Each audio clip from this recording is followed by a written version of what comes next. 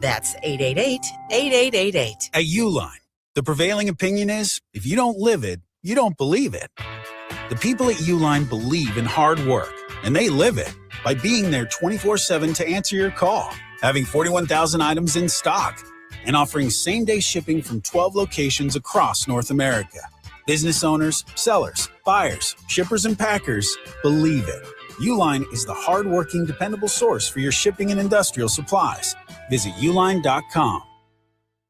Finding great candidates to hire can be like, well, trying to find a needle in a haystack, but not with ZipRecruiter. Its powerful technology actively finds and invites qualified candidates to apply to your job. So while other companies might deliver a lot of hay, ZipRecruiter finds you the needle in the haystack. See why 4 out of 5 employers who post a job on ZipRecruiter get a quality candidate within the first day. Try ZipRecruiter for free at ZipRecruiter.com/team. That's ZipRecruiter.com/team. ZipRecruiter. DQ presents the Blizzard Double Flip Deal.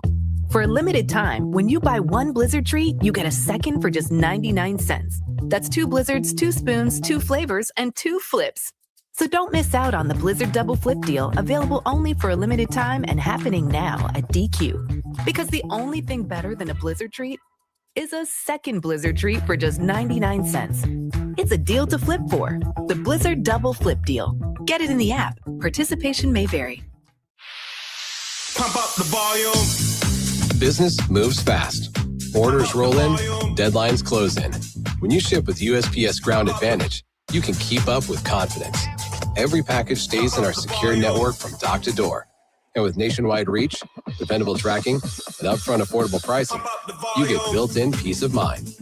You run the business. We run the routes. Visit USPS.com/Ground Advantage to learn more. Hey, Wichita, it's Jacob Albrecht. Stay right there for the latest breaking in sports talk. It's Sports Daily, coming up next exclusively on 97.5 and 1240 KFH. From the Accident Recovery Team Traffic Center, don't worry about me, I called ART. Traffic. Crash on I-135 southbound near 1st Street is still causing problems. There's a backup to 21st Street, causing a 9-minute delay.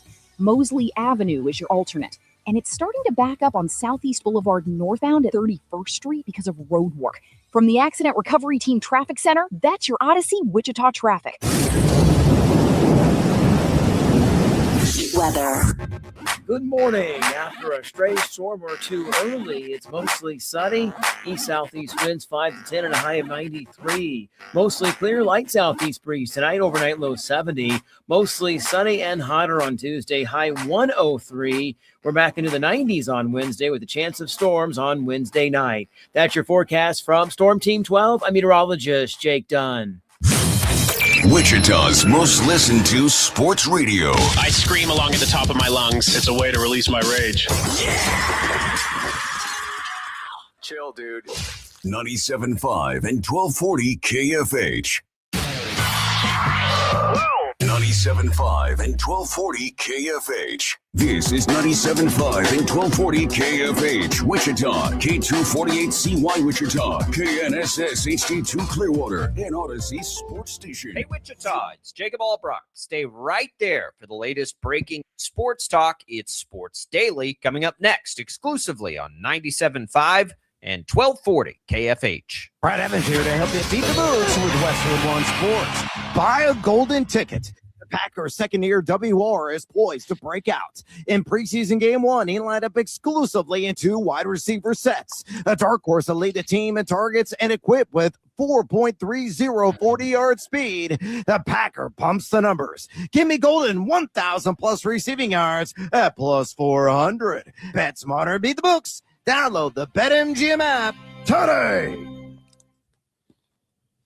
My name is Whitney Allen, and I'm a widow. My husband, Ryan, died. We never thought we'd ever have to use life insurance, but the unexpected happened. With Ethos, signing up was fast and 100% online. You can get a quote in seconds, apply in minutes, and get same-day coverage. No medical exams, and you can get up to $3 million worth of coverage. I'm grateful we were prepared. Get your free quote at ethos.com/play. That's ethos.com/play. Paid spokesperson. Time spent on application may vary. Online health questions required. This is an Odyssey Sports Minute. Jackson Dart can't stay out of the medical tent. He admitted as much after the Giants preseason opener when he got drilled, but he says he doesn't know why. I'd suggest stop getting drilled. Admittedly, the hit this weekend wasn't his fault. Running back missed a block, but the fewer big hits you take, the fewer trips to the blue tent you take. That's pretty easy math there. I'm Denton Day. Make yourself heard. Tap the microphone in the free Odyssey app to send us a voice message anytime. 97.5 and 1240 KFH. Let me ask you something. When you come in on Monday and you're not feeling real well, does anyone ever say to you, sounds like someone has a case of the Mondays? No, man. I believe you get your ass kicked saying something like that, man. It's come around again. Monday. Can't trust that day. It always seems to be a Monday. I just gotta run away. Tell me why I don't like Mondays. I wanna shoot.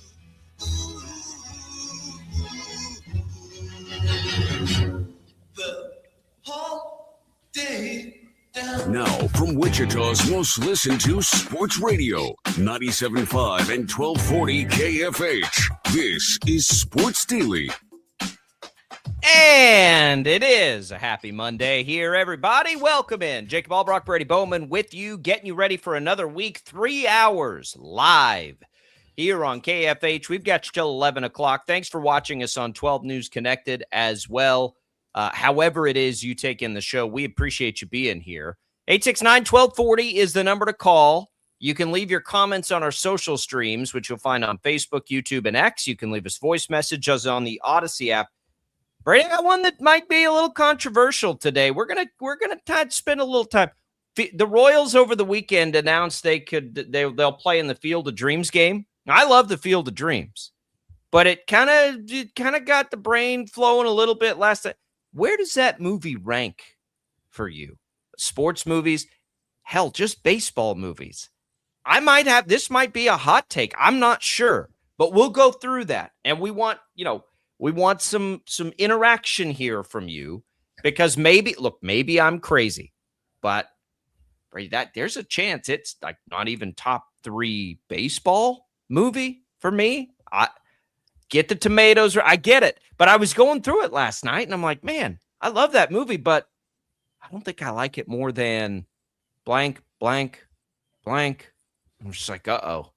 I might make people mad now. We kind of brought it up at the end of Sports Sunday last night, TJ and I, and then it really immediately, I'm like, oh, we're doing this tomorrow on the radio. That's going to be too good. We got to do this. We'll have that for you throughout the show. We'll also have a deep dive into the Chiefs preseason opener. What did we learn? What can we pull from a game where not a lot of starters played meaningful minutes? How about the rest of the preseason games across the NFL? I know Brady was locked in. Brady ought to be playing the preseason fantasy football, like the preseason DraftKings DFS stuff, because he is locked into the preseason. And I am quite the opposite of that. But we, I was bouncing around, tuning in a little bit.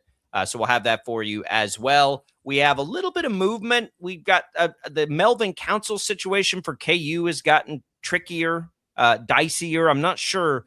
It's really complicated. So we'll do our best to get you the latest there as well. It's all coming to you here today. What's on Tap? Brought to you by the Wichita Brewing Company. Your summer spot, pizza and apps, the whole group will love. Seasonal beers, a full cocktail menu for the adults, and new dirty sodas and homemade root beer that keep kids happy. WBCU this summer at Wichita Brewing Company. Brady, good morning. How are you? How are we doing, Jacob? I'm good. I'm ready to roll. I'm in recovery since the wisdom teeth removal. So far, so good. How's the face? I always love that. How's the face? You know what? Honestly, I've been shocked on how well it's gone. Overall, not a lot of pain. They did a good job. I mean, there's still a little bit of soreness I can feel from time to time, but it's manageable. Yeah. Did you get any comedy, any good, hilarious things that you said? Not that I really recall. I mean, it wasn't like they just knocked me out. I didn't have like any of the. You didn't like, get any good stories from your wife or the doctors on, oh man, you really made an ass of yourself. No. Well, I that's too remember bad. like just trying to talk, like initially, like trying to communicate things, and I really couldn't because everything was too numb. But other than that, well, we're glad to have you back. uneventful. Yeah, Well, glad to absolutely. have you back. Brady will be ready for a Sports Daily pull coming up to start hour number 3 of the show today. New day, new pack, new life here on the. No, we've got to finish a pack, don't we? We're still. Yeah, we got a finished pack. Yeah, and I got one more the other day, so we're Another actually pack? pretty stocked. Yeah. Okay.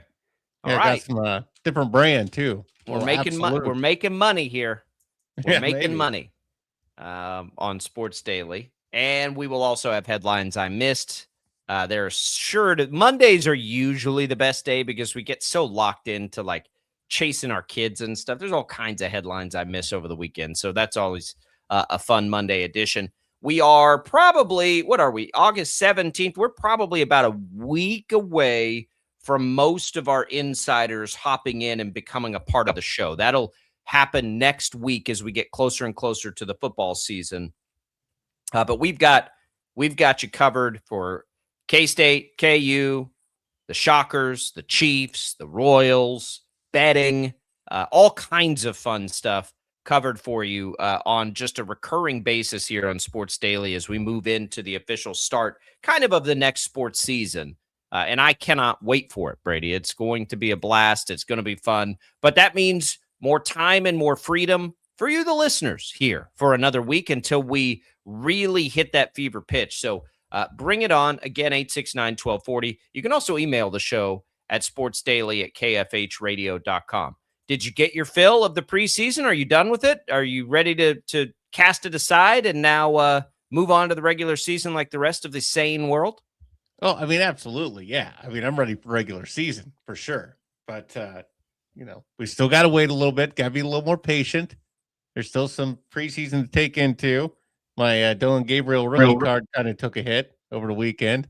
He didn't look very good. And what I saw on a Browns game, Dylan Gabriel was in late. I think I sent you and DJ that video. Really bad interception he threw. I was thinking like, oh, that was one of the highlights of the Sports Daily poll was that Dylan Gabriel rookie card. Yeah, it was bad. It was bad. You texted to us. It was a very poor throw. Not great. Whew. I don't. What was your biggest? We got just a couple minutes before we take a break, and then we'll really dig into the Chiefs.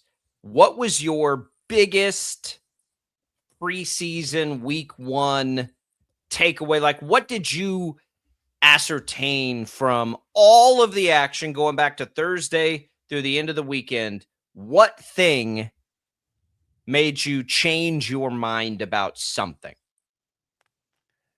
Probably the Bills. In what way? That maybe they are going to be pretty legit. This is the year. And they look pretty good. I mean, I couldn't believe how much Josh Allen played. They're one of the few teams that played their starters. Yeah. Now, again, like I doubt that they up. play them every week, right? Maybe this was just the game they chose to play them the most. Yeah, I mean, we knew the Bills were going to be good. They got the new stadium, all of it. Oh, I didn't even look at the new. I didn't look at the new stadium aspect. I just quickly browsed to. There's two things I typically do in the preseason outside of the Chiefs because we cover them so extensively on this show. Like I don't even watch the Cowboys in the preseason. Typically, I check for injuries. So it's like, okay, who got hurt in the preseason? A la Jeremiah Love. Horrible. Like I hate the preseason for that reason right there. High ankle sprain. Hopefully he'll be back to start the season. So that's the first thing I check for the preseason happenings. And then I am like, okay, who played their starters? And I'll kind of browse around there. New faces, new places. DJ Moore didn't play for the Bills. He was held out, but that would have been one as an example of like, okay, let me get a look at DJ Moore here. Or on the flip side of that game, the Panthers, oh man, Jonathan Brooks is finally getting healthy. What did he look like? And of course, he carried it like 3 times, didn't do anything. So that's kind of how I handle it. New quarterbacks. I do like rookie quarterbacks. That's one part of the preseason I enjoy. Yeah. Quarterback battles, rookie quarterbacks, that kind of thing. So a little Ty Simpson. I do think there's stuff to take, speaking of Ty Simpson, from the Chiefs-Rams game, though. I think there are parts of it that we need to discuss a bit here on the show. So let's do that next when we come back on Sports Daily. It's Jacob and Brady. It's a Monday. Happy start of the work week, everyone. We're coming right back.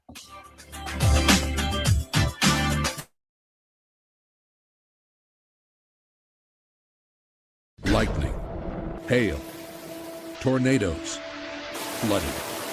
It's the worst of severe weather, and it's coming. Spring brings warmer temperatures, but also dangerous weather conditions. Stay up to date day or night with the Storm Team 12 weather app. You'll get accurate forecasts, so you can plan ahead and stay safe, no matter the weather. Download the Storm Team 12 weather app, brought to you by Stutzman's Greenhouse. The future of television has arrived. Next Gen TV is here with stunning video, movie theater quality sound, enhanced voice clarity, and interactive features, all upgradable for the future. Learn more at watchnextgentv.com.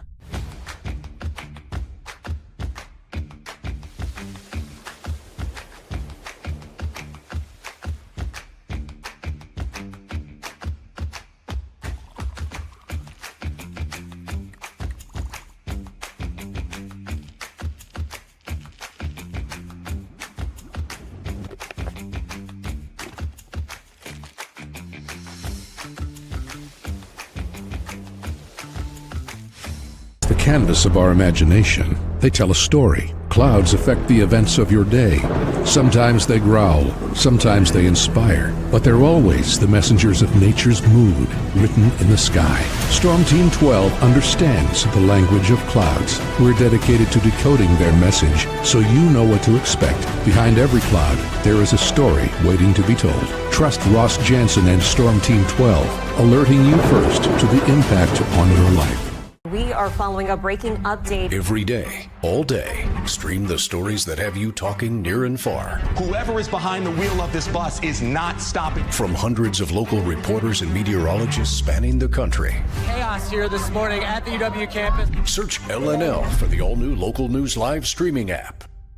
Odyssey is one of the most influential audio and entertainment brands in the nation. You already know Odyssey's iconic local radio brands in Wichita. But did you know Odyssey has the country's best collection of music, news, and sports brands? Odyssey is also a premium podcast creator, major event producer, and digital innovator. Odyssey brings people together across the country and right here in Wichita. Odyssey also delivers meaningful radio and digital audio results. Find out our story and impact at odysseyinc.com/Wichita.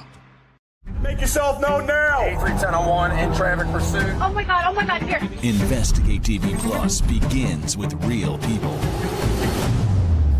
We investigate stories that impact you and inspire change every day. Something is broken. Real problems. Why are they hiding it? And real solutions. My daughter was dying in front of me. What was your reaction when he said that? Investigate TV Plus, weekdays at 3:30 p.m. on KWCH. Sometimes people tell us, I don't get it, it's just tea. But let me tell you, we are so much more than just tea. With 20 plus flavors of sweet and unsweet iced tea, the possibilities are endless. Come on in and try them all for free to find your favorite or get us on the go for your busy lifestyle. And don't miss happy hour every day. So the next time someone tells you it's just tea, tell them to come by and find out why we say, drink tea, be happy. Jim Rome here, lighting up your afternoons on The Jim Rome Show. Catch me starting at 2 on Wichita's #1 sports radio, Kansas fan headquarters, 97.5 and 1240 KFH.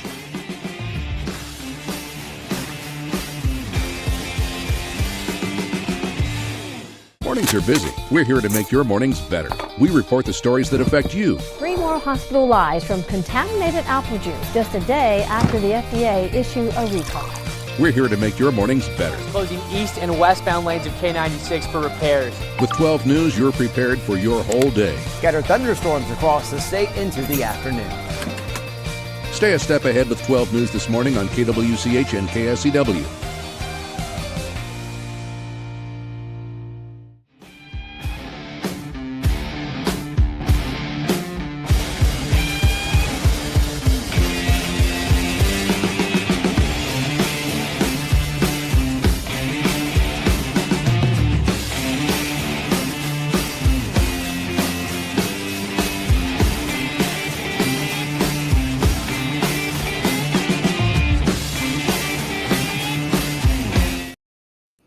ignore this. Sports Daily is on KFH.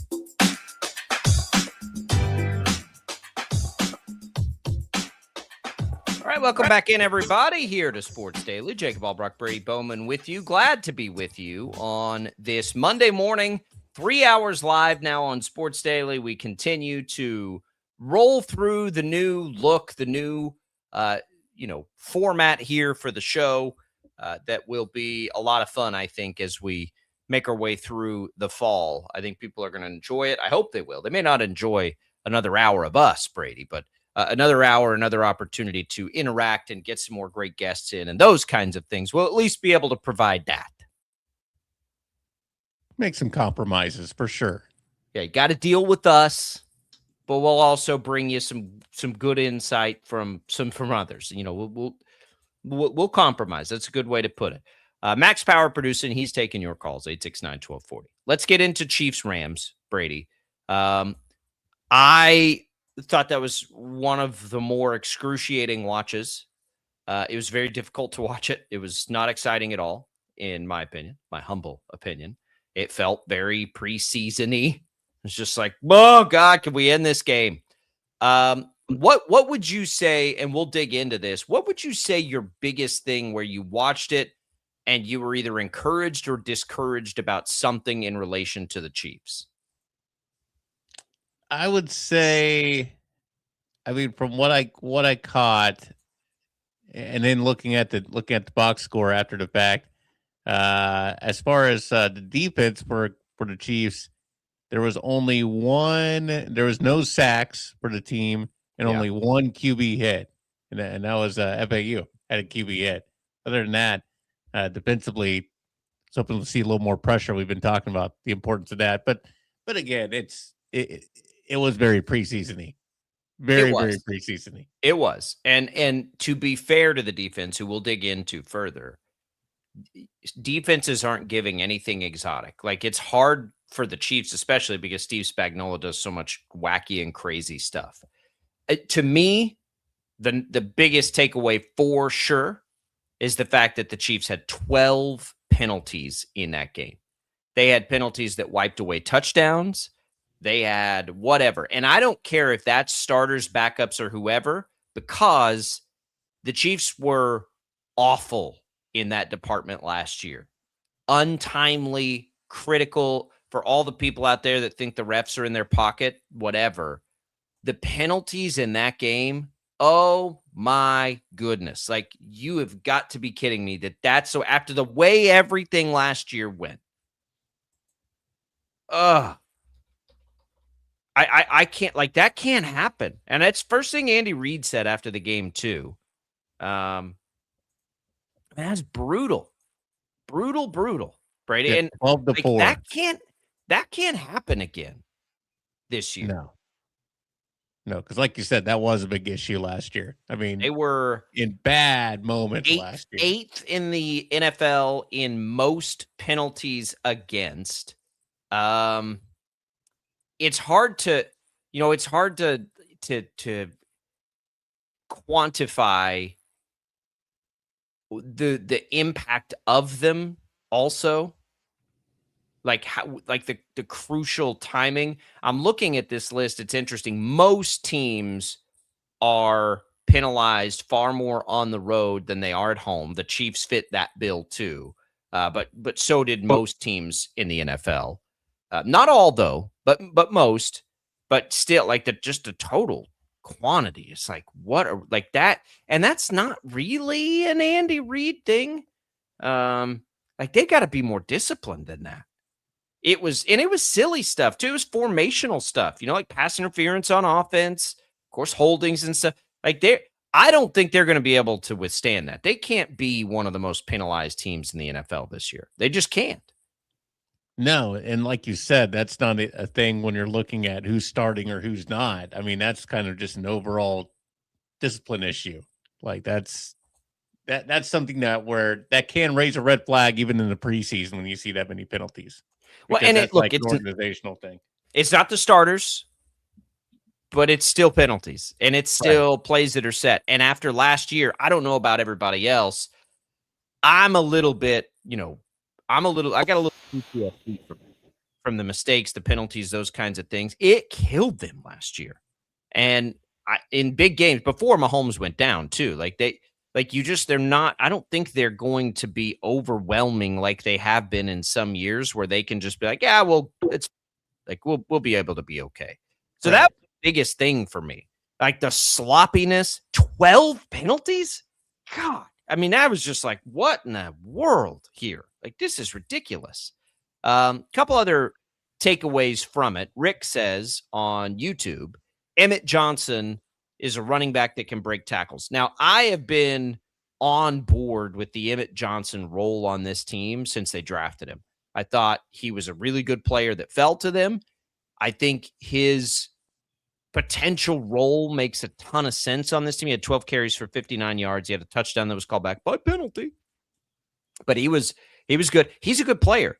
And I do think Kenneth Walker is going to be the featured guy. And I do think he'll have a larger quantity of opportunities than he had in Seattle when he mostly shared with Zach Charbonnet. Because when Charbonnet went down, like you saw what Kenneth Walker can do in a full role. And I think Seattle people or fantasy football people had been, kind of pounding the table, like, give Kenneth Walker the ball more often. So I do think the Chiefs will do that. But that also means more risk, more wear and tear on Kenneth Walker. Emmett Johnson comes in, and I do think he will have a very meaningful role in this offense. We wondered about Brashard Smith last year. It was like, oh, can he do it? And he didn't end up doing that. But I think Emmett Johnson will. And by the way, Brashard Smith didn't look bad either. He's a guy that may really help them in the pass game, third downs, formationally. But Emmett Johnson, I think Rick is correct, Brady. And like the positive things, really, it's two rookies. It's Emmett Johnson and it's Cyrus Allen, who'd already been Cyrus Allen, kind of the darling of camp, right? He had a couple of catches that were really good. He looks explosive. He looks healthy again.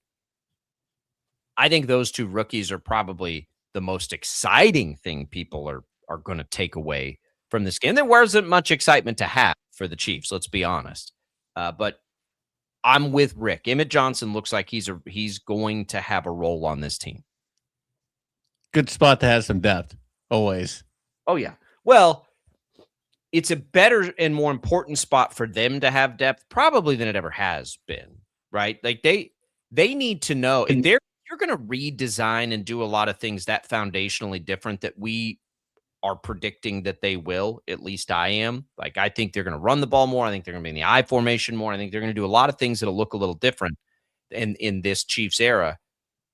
You're putting a lot of eggs in the basket of Ken Walker, which is fine if he's out there, but what if he's not, right? Like that's where a guy like Emmett Johnson has had a ton of appeal to me as somebody who could really help this team is Ken Walker going to play 17 games?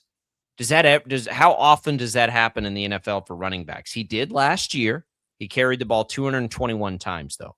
So I think his workload is going up, right? Before last year, he played 15, 15, and 12, which means what? Which means he missed a handful of games in 2024. He missed 5 games. You need somebody in those spots. And that's where I like Emmett Johnson. I mean, is there much doubt, Brady, right now, who the backup running back would be? Who the player would be to spell Walker if he needs a break? Johnson wasn't necessarily in the order of that. Brashard Smith came in first. But I think it's going to be Emmett Johnson. I think it's clearly going to be Emmett Johnson. Yeah. I think he's kind of taken that spot. I mean, just by what we've seen, just what we've heard in camp and those runs that he runs with power. I mean, he's kind of a downfield type of guy. He's got some wiggle, as they like to say. He's got a little wiggle, right?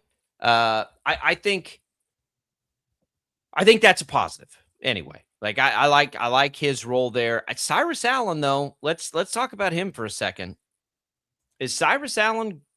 What are the chances he comes in, and let's say by week 8, week 9, halfway through the season, he is what? And that's why I have a hard time with him. Is he the 3rd wide receiver in 3 wide receiver sets? Is there any world where you could see Xavier Worthy's starting role lose his starting role. They spent a first-round pick on Worthy. Is it possible that a guy like Cyrus Allen, who has all this buzz, could pass him on the depth chart? I don't think he's passing Rashee Rice if Rashee Rice is healthy. But could he pass Worthy? Because I don't know. Like, we all want to get really excited about Cyrus Allen. I think Tyquan Thornton has a specific role. It was good to see Jalen Royals out there, by the way. But like, is Cyrus Allen, like, what is the best case? That he's wide receiver 3? I'm not 100% sure how often we're going to see that formationally for the Chiefs this year. I think they may be running a couple more tight ends. I mean, you can run 3 wide receivers and 1 tight end or whatever, but I don't know. I want to temper my expectations and excitement unless it is, you know what? Xavier Worthy was a first-round pick. He can't stay on the field. He can't do this, that, or the other. Cyrus Allen's better. Let's go for it. And they're kind of similar. I mean, they're kind of like they're similar size, similar skill set. They're both very fast. I mean, yeah, I think Allen's got a little more beef, wouldn't you say, than Worthy? Worthy's a little more slight framed to some degree. Although Allen's just 180. Let's see what Xavier Worthy is. Yeah, I see Cyrus Allen around 5'11", 180, 183. Worthy is, he's 165 at 5'11". So he's a little skinnier. Allen probably take a beating, but that doesn't mean Worthy. I don't know. But it's a good problem to have, right? Because I'm pretty unsure on Xavier Worthy. I'll be honest with you. I hope, because I really thought the prospect was exciting. And I loved him in college like everybody else did. But man, I don't know what I think he's going to turn into in the NFL. I just don't. I don't know. Let's go to the other side of the ball, Brady. No Mansour Delane, so he didn't play. Chris Jones played 1 play, which I thought was hilarious, actually. He after he said he didn't want to play, what was that, Thursday? He was like, I don't want to play in the preseason. Andy Reid puts him out there for 1 play. I thought that was so funny. Yeah, that was a nice touch. I watched a lot of, I would say the thing that I was looking for going into the game more than anything was Peter Woods. It's like, I'm just going to watch Peter Woods play. And I wasn't blown away. I'll be honest. Now, again, there were a couple plays where he got double teamed, but I hoped that we'd see Woods just like move the line a little bit. Everyone's talked about how strong he is, all these things. I didn't think we saw that. So that was a little bit of a disappointment. Doesn't mean anything to kind of player he might be or anything else. I just kind of was hoping like, oh man, it'd be so awesome if he just looked dominant. But our Mason Thomas looked pretty good. You mentioned Felix Anudike-Uzomah had a play. They didn't play Karlaftis. Did they play Tonga?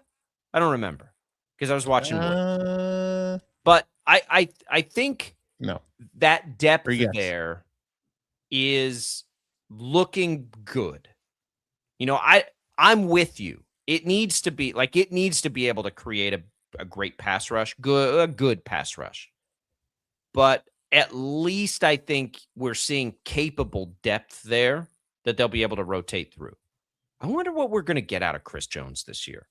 I don't think he's going to be an every play guy. Not early on in the season. I think they've got to preserve him. More probably than they will with Travis Kelce, for instance. I don't know that they'll, preserve Kelce that way. But I think they will with Jones. But that only works if some of these other guys are able to pick up the slack, and we'll see. But Rick mentioned our Mason Thomas too. I thought our Mason Thomas, I went back and looked a little bit because I couldn't handle it. The penalty. I was done at halftime with that game. But I went back and looked at some of his play. He's an interesting guy. He was probably the most. He slips under the radar of the guys they drafted high this year, and I think he's got a chance to be pretty good. Otherwise, defensively, not a ton to take away from any of that. Is there? Jaden Hicks, I thought, had some pretty good plays. Jaden Hicks made a good play. Yeah, he made a really good play. I'm trying to remember. There was another safety I thought that made a good play. But again, you're not facing the Rams. And look, Ty Simpson, I think probably made Rams fans settle down a little bit. He looked really good. Chill out. He's the succession plan to Matthew Stafford, but he looked pretty good. I think I would imagine conversations about the Rams right now are probably like, oh man, did you see Ty Simpson? He actually looked pretty good. Maybe they're not so crazy for taking him in the first round and all these things. But yeah, what do we? Was the secondary even challenged? We were joking about that last night. Like, is Mansour Delane going to walk on the field in week 1 and be like, oh, okay, here's Jalen Waddle. Have fun. Oh, here's Cortland Sutton. Shut him down. That's going to be tough if he doesn't get any reps in the preseason. But at the same time, if he's not fully healthy, I don't want him to get any reps in the preseason. Like, he's got to get healthy. What do you do? He's nicked up. But the point of that is, to me, back to the defensive line, and I've said this a million times, I'm worried that the secondary is going to be vulnerable early in the year. As great as Spags is at coaching that particular group, I'm worried they're going to be vulnerable at the beginning of the year against the pass. And so the pass rush is going, I think, to need to pick up some of the slack. I would guess that this is the most talented defensive line they've had in a while. Like, we're talking at least the last 3-4 years, probably. And that's when they've had some elite defenses, but they could lean into that secondary. I think just as far as like the group of guys without a blitz, this should be the best group they've had in a while. They've invested a ton into it. They've spent a lot of money and draft capital on this defensive line. Yeah, that's why I was glad to see the play out of Hicks for the secondary, at least, because they got to get some sort of hard-nosed guy like Trent McDuffie, so somebody needs to fill that role. So it seemed like Hicks was showing little flashes of that. Yeah, I know the play you're talking about, and I thought it looked good. He's going to be good. We all liked him anyway. I think he's one of the reasons they were able to maybe let some guys go back there at safety. How many games did he end up? He played in every game last year, and he should be ready to step in and be great right away. I am confident in him. I'm with you. I think he could be he's a 4th round pick. It feels like that was forever ago when they drafted him, for sure. But he's got some juice on that side of the ball. It's not the safeties I worry so much about. It's the corners, and can they handle? They play this game in the regular season. That's going to be Devontae Adams and Puka Nacua. So a little different. A little different. I just like, can they? And I think they'll be good. And the problem is too, like, Mansour Delane might be amazing, might be incredible. Trent McDuffie was as a rookie. That might be the case. But I think we're being foolish if we expect it. I think there is, there should be, I hope there is a better chance the defensive line is more of a weapon for them than the secondary very early in the season. And the hope, of course, is that by the end of the season, they're both good, right? And then they're rocking and rolling that way. All right. Anything else from the preseason? We'll kind of go through some of the injuries, some of the takeaways. We teased that.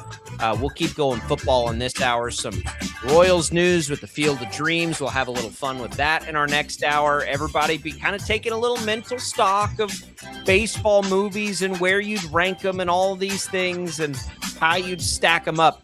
I think you'll be surprised when you go down memory lane how many great ones there have been. We'll do that in the second hour. It's all coming on Sports Daily. Jacob Albrock, Brady Bowman. Don't go away.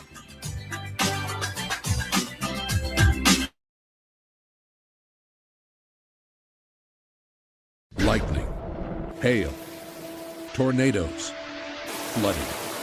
It's the worst of severe weather, and it's coming. Spring brings warmer temperatures, but also dangerous weather conditions. Stay up to date day or night with the Storm Team 12 weather app. You'll get accurate forecasts so you can plan ahead and stay safe, no matter the weather. Download the Storm Team 12 weather app, brought to you by Stutzman's Greenhouse. The future of television has arrived.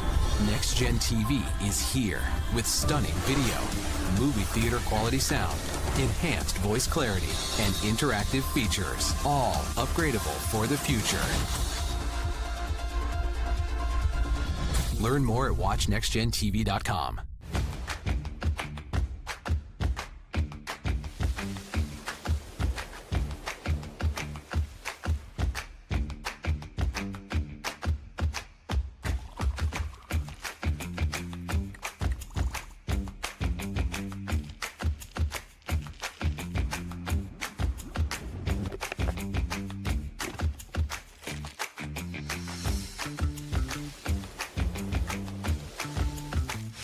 The canvas of our imagination. They tell a story. Clouds affect the events of your day.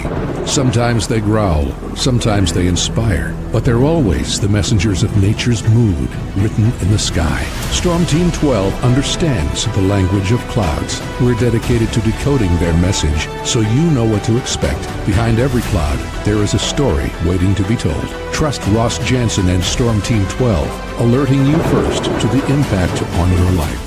We are following a breaking update. Every day, all day, stream the stories that have you talking near and far. Whoever is behind the wheel of this bus is not stopping. From hundreds of local reporters and meteorologists spanning the country. Chaos here this morning at the UW campus. Search LNL for the all-new Local News Live streaming app.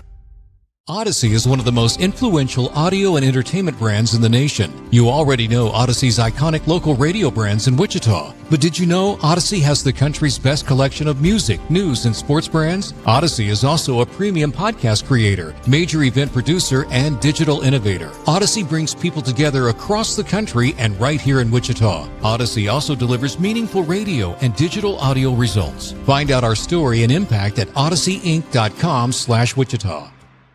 Make yourself known now. 31001 in traffic pursuit. Oh my God, here. Investigate TV Plus begins with real people.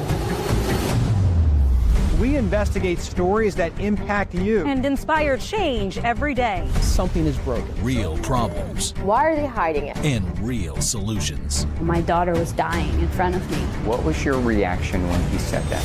Investigate TV Plus, weekdays at 3:30 p.m. on KWCH. Sometimes people tell us, I don't get it, it's just tea. But let me tell you, we are so much more than just tea.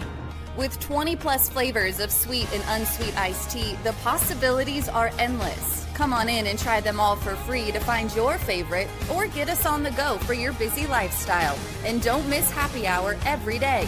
So the next time someone tells you it's just tea, tell them to come by and find out why we say drink tea, be happy. Jim Rome here, lighting up your afternoons on The Jim Rome Show. Catch me starting at 2 on Wichita's #1 sports radio, Kansas Fan Headquarters, 97.5 and 1240 KFH.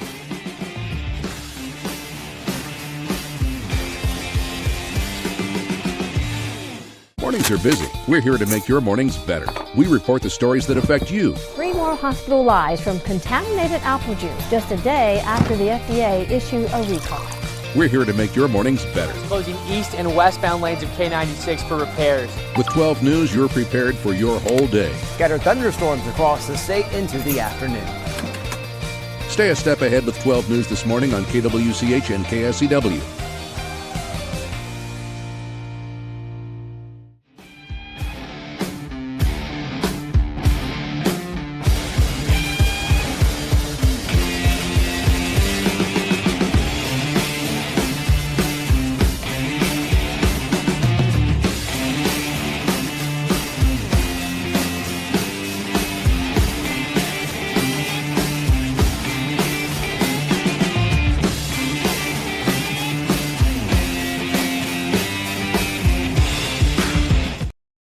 Do this thing.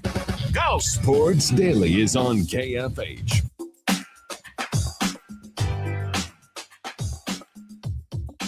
All right, welcome back in, everybody. It is Sports Daily. Jacob Albrock, Brady Bowman. Glad to have you with us on a Monday. We are recapping the preseason week. Spent some time with the Chiefs there. We won't make more of this than need be. I told you the penalties are the thing. Just, gross. Like that. If that happens in the next 2 preseason games, I'm going to be like real concerned about it as a thing for the Chiefs this year. After what we saw last year, PTSD, right? What did you think? You can call us at 869-1240. You can email us at sportsdaily@kfhradio.com. You can leave us comments on our video streams, Facebook, YouTube, and X. You can also leave us voice messages on the free Odyssey app. Thanks also for watching us on 12 News Connected. Thanks to Crestview Country Club for being a great supporter of the program.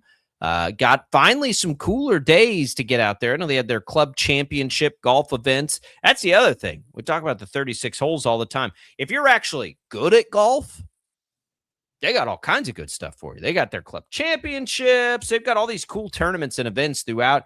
I know there's, where it's 2 members and the member guest and all those kinds of things. So give them a call. Go take a look. Take a tour of the facilities. It's, of course, way more than just the great golf. Thanks to Crestview for supporting us. All right, Brady. Let's look around the rest of the preseason for the NFL. You mentioned Panthers-Bills. We did get starters in that game. I said DJ Moore didn't play. He did play. I was incorrect. Oh, did he? Okay. He had some sort of injury in the game. I suppose he had an injury issue, at least being a part of the conversation. So forgive me for that. But you were correct. That is pretty much full strength Bills. James Cook was in there. I'm pretty intrigued by the DJ Moore addition to that offense.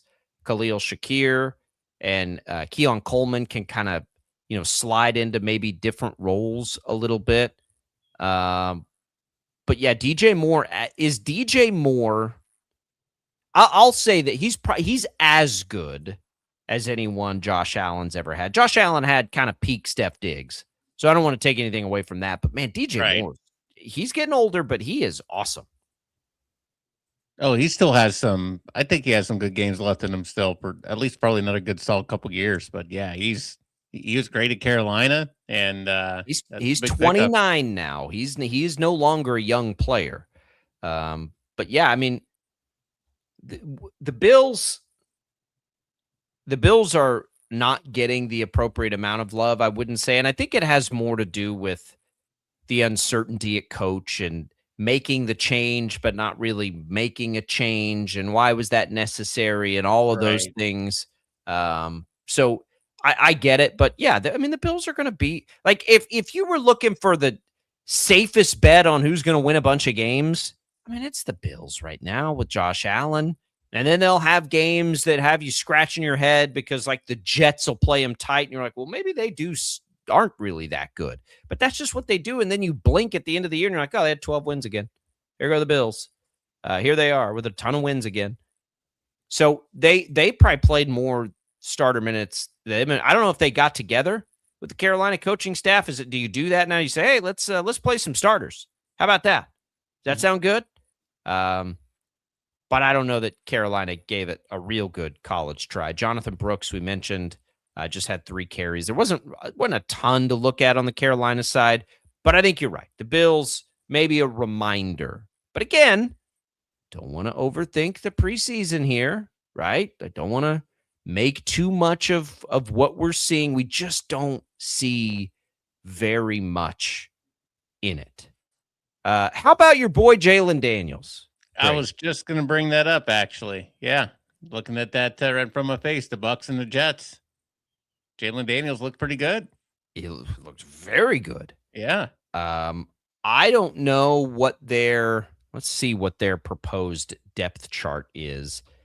I haven't paid a ton of attention or heard anything about Jalen Daniels in camp.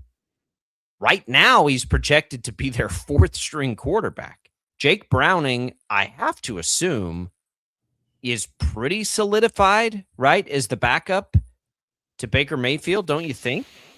And then Connor Bazelak is their 3rd stringer. Well, Jalen Daniels outplayed him in the game. So, maybe there's some room for Daniels to become a 3rd string and get kept. But if not, keep playing well in the preseason. He'll find a home somewhere. Oh, absolutely. Yeah. Yeah. And Will Howard looked all right for Pittsburgh in a series or 2. So a blast from the past to the state of Kansas. Drew Aller kind of stole the show there, but Will Howard's still competing. both feel like guys who, especially for Howard, and I always said when Howard was at K-State, he kind of looked like an NFL quarterback to me. I think he profiles. I don't know if Jalen Daniels profiles as an NFL quarterback. I mean, he kind of does. He does now to the more modern era of NFL football. Keep looking good, man, in the preseason. You never know what'll happen. Find a gig somewhere. Yeah. People will be taking a look at that. There's no question. Other games from the weekend, but we just didn't get much this time around. Most of these teams, there were very few who gave any kind of run to the starters, right? The Vikings played Kyler Murray a handful of plays. I don't know. I mean, he's their starter. They've said that now. And they still have Carson Wentz is on that roster, which is interesting. Is J.J. McCarthy going to get relegated to a third-string quarterback? If they keep Wentz on the roster, don't you think Wentz is the backup? Like, is Carson Wentz going to be a third-string quarterback, or do they just let Wentz go? And maybe Probably they just carry two. Yeah. I don't know why they would carry three quarterbacks in Minnesota. I mean, if J.J. McCarthy's not good enough to step in if Kyler Murray's hurt, it will be one of the bigger disasters of a draft pick of all time. Sure. Now, I did hear something over the weekend that made some sense there. Like, it does make sense for them to go ahead. If they ever thought Kyler Murray was going to win the job, to let him win the job now. He's in a new system. So he needs all these starters reps that he can get. So maybe he wasn't so bad, maybe as we initially thought, if you're a McCarthy fan. But I still think Murray's the guy. I think it's the right call, by the way. Kyler Murray in Minnesota is fascinating. I think you just kind of put McCarthy on ice and see if he can find it, a la Sam Darnold or Baker Mayfield, maybe.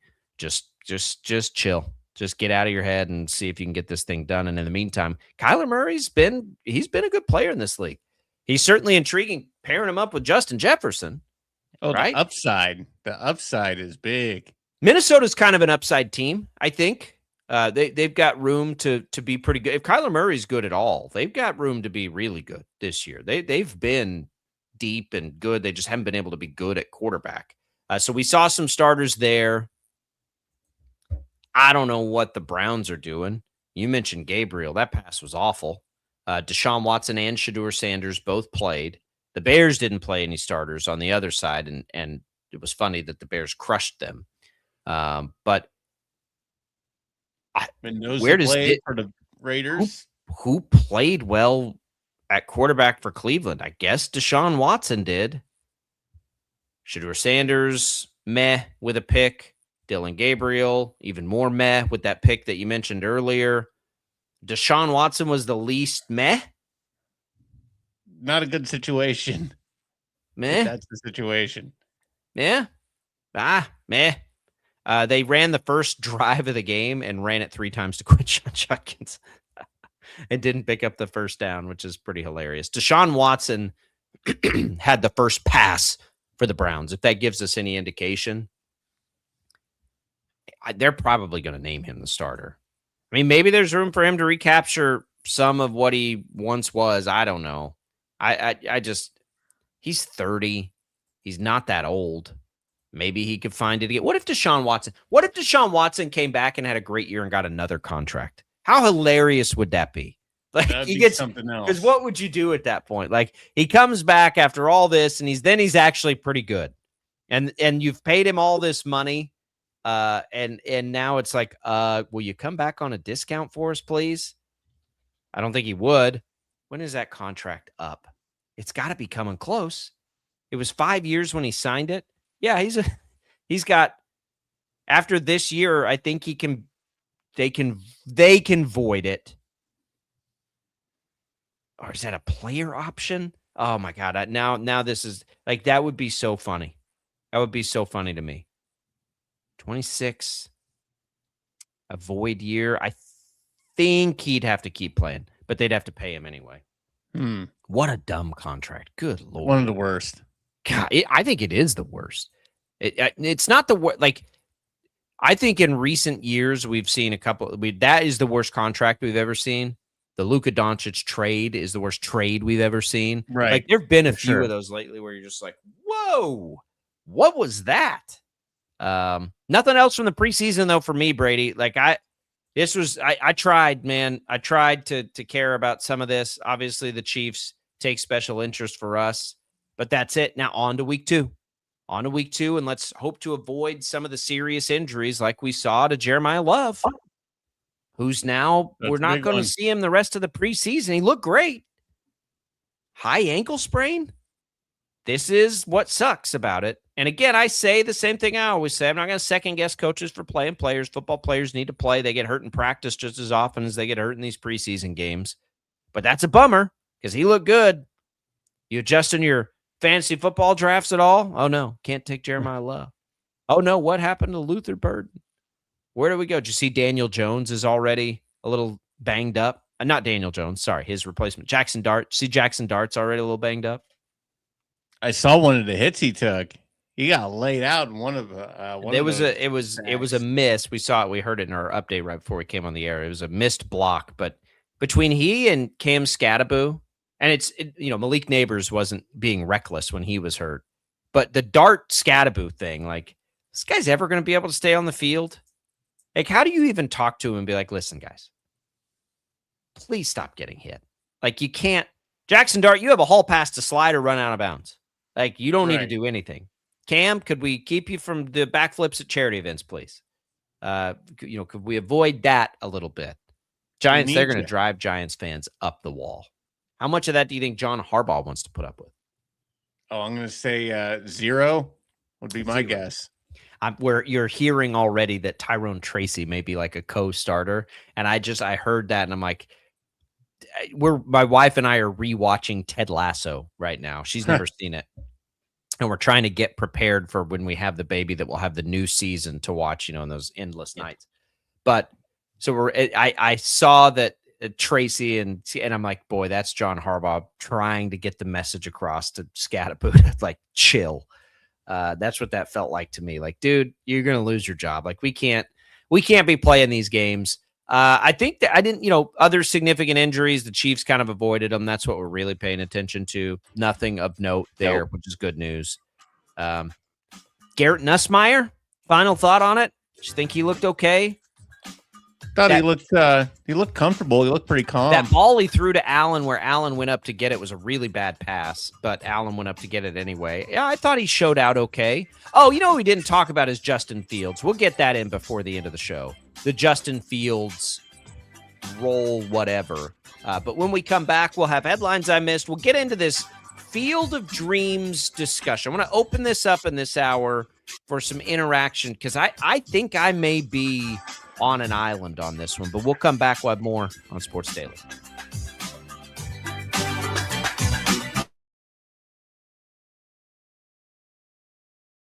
Lightning, hail, tornadoes, flooding.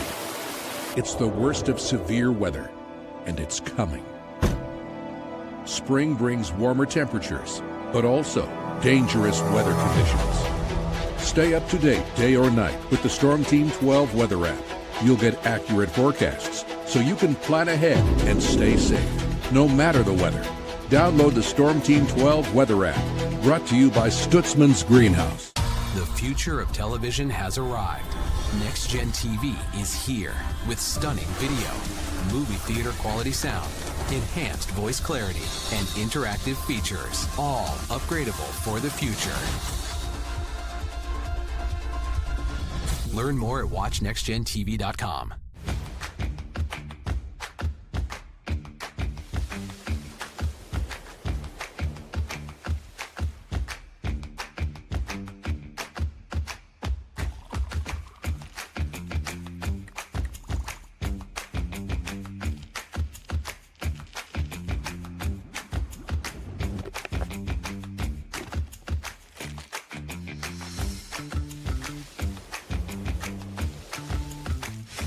The canvas of our imagination. They tell a story. Clouds affect the events of your day.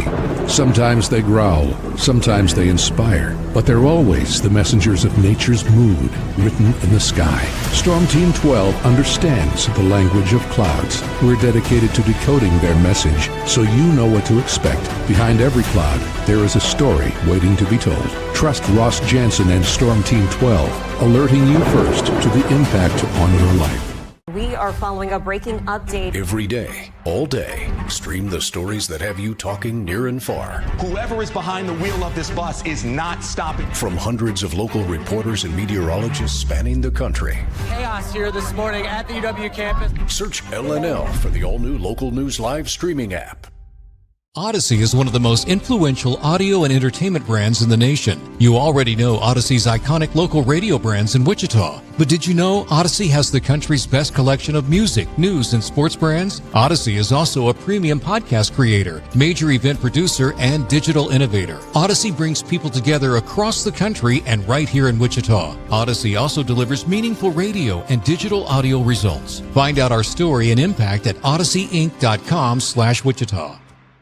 Make yourself known now. 8310 in traffic pursuit. Oh my God, here. Investigate TV Plus begins with real people. We investigate stories that impact you. And inspire change every day. Something is broken. Real problems. Why are they hiding it? And real solutions. My daughter was dying in front of me. What was your reaction when he said that? Investigate TV Plus, weekdays at 3:30 p.m. on KWCH.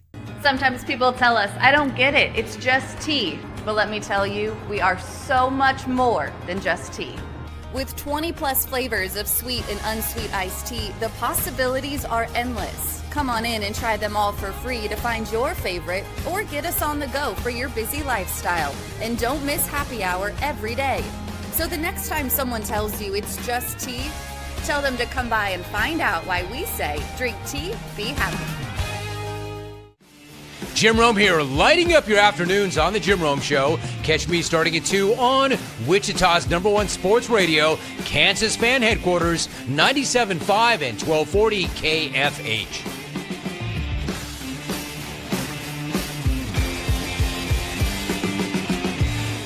Mornings are busy. We're here to make your mornings better. We report the stories that affect you. 3 more hospital lies from contaminated apple juice just a day after the FDA issued a recall. We're here to make your mornings better. Closing east and westbound lanes of K96 for repairs. With 12 News, you're prepared for your whole day. Scattered thunderstorms across the state into the afternoon. Stay a step ahead with 12 News this morning on KWCH and KSCW.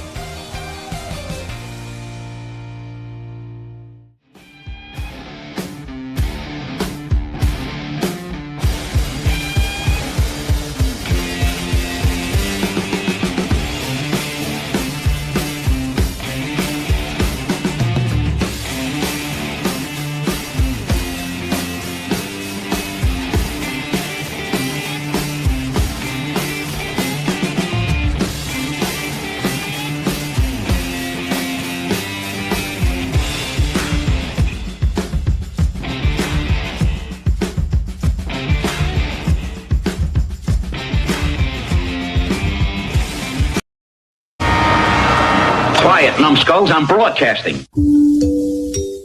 Please hang on. Please. This is an official interruption of your local entertainment transmission. Stand by for action. Now, from Wichita's most listened to sports radio, 97.5 and 1240 KFH. This is Sports Daily. Eunice, meanness, usness, weeness, yourness, minus, ourness, happiness. And now I'd like to hear where your head is at.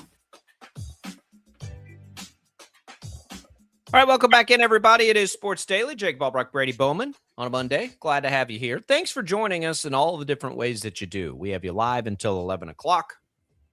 Thanks for being here on 12 News Connected. If you're watching the video stream, we appreciate that. You can also find the stream on Facebook, YouTube, and X, where you can leave your comments.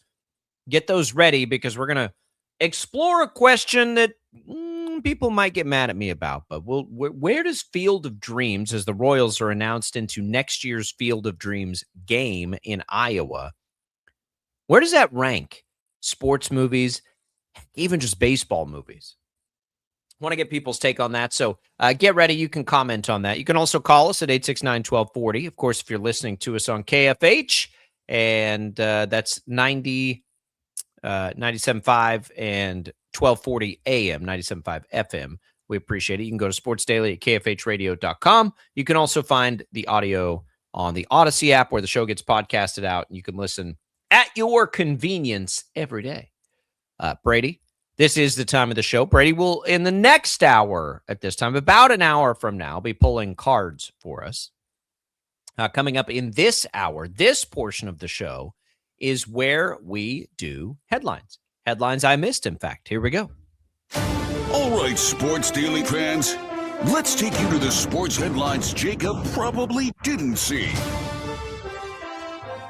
All right, Jacob, let's go to Saturday night, Los Angeles Angel Stadium. Gene Simmons threw 4 ceremonial first pitches Saturday night at Angel Stadium, and the Angels used his shot at a 5th to troll Jaden Daniels over to Commander's quarterback spike to protect his old number 5 jersey at LSU. LA put out on their social media, looks like on their Twitter or whatever, a picture of Gene Simmons. He asked to throw a 5th pitch, but we had to say no out of respect for Jaden Daniels. Oh, man. That's good stuff. What a mess. What a mess. What a bad look. You missed this discussion, Brady. I had it with Savage on Friday. Like, you talk about mishandling this. What a poor message to your Commanders teammates. What a poor message to the public. Like, my whole thing, like, there's too many numbers in college. We're not retiring college numbers. What are we even talking about? The Chiefs have had 3 straight number 10s. The Cowboys have like 2 Hall of Fame 88s, and the next 2 best wide receivers in the history of that, like the era, I should say, of the Cowboys, like they just give 88 to their best wide receiver. Yeah. It's just football. You don't weaken, like the rosters are too big, especially in college. Like their colleges, they might have 60 guys out there who need a number. You can't be mad that they gave somebody else the number. And by the way, general public, or maybe more importantly LSU, but even general public, like before this story came out, how many people could recall what number Jaden Daniels wore in college? Who cares? Who cares? Now, apparently he got all bent out of shape because, like Joe Burrow, basically anybody who's won a Heisman, they typically don't have anybody wear that number for a while. And I guess that was where some of this beef started with Jaden Daniels being like, well, they haven't let anybody wear Joe Burrow's number since. Why are they having somebody wear mine since? I guess is the logic, supposedly. Yeah, maybe nobody's wanted Joe Burrow's number, right? It's not even like they gave a quarterback the number 5, right? It's a defensive. Right, it's DB. That is not a good look. That is not a good look. Okay. I'm sitting there, and he tried to walk it back a little bit. I don't know if it's him or his camp or both or one more than the other or whatever. He did try to walk. Damage is done, man. Damage is done. A cease and desist letter? God.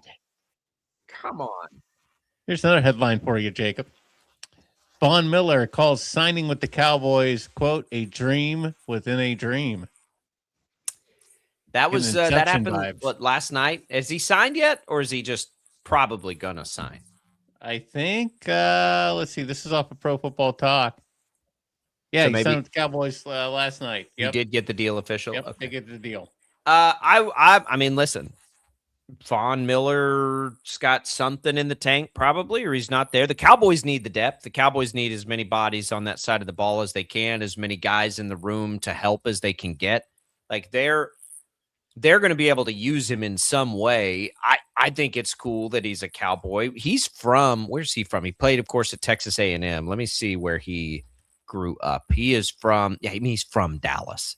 Okay, so like, went to DeSoto, which is a good school down there. Like, that's got to be just so cool for him to be able to come in there. Yeah, I mean, I knew he was a Texas guy. I didn't realize he grew up literally in Dallas. But it's cool. It's a cool story for the NFL, too, if he's good. I don't know how good he is anymore. But he's worth it, or the Cowboys wouldn't bring him in there. What do you think, Von Miller, Hall of Famer, when it's all said and done? Hip shot reaction to that would be yes. I haven't really dived into the stats, like where or exactly he falls when it's all said and done. That's what I'm trying to look at here. I don't know how much stat padding. I mean, yeah, he's 9th all time with in sacks. So okay, absolutely, yeah, for sure. That makes it easy. I was going to look. I was like, where does he? But yeah, he's top 10 for sure. He's Hall of Famer. I mean, the hip shot reaction to that, without looking at the numbers, just like the way I think we ought to treat the Hall of Fame generally is, was that dude one of the best players while he played? Yeah, for a long time. Yeah, he's a Hall of Famer. And I think Von Miller easily fits that description, right? Yeah, that dude was one of the best players he played for a long time. Well, that's the reason why the Broncos won the Super Bowl that year too, because Peyton Manning was kind of towards the end there. He didn't have much left. That was a Von Miller led team that beat the Panthers in the Super Bowl. He's had some issues off the field.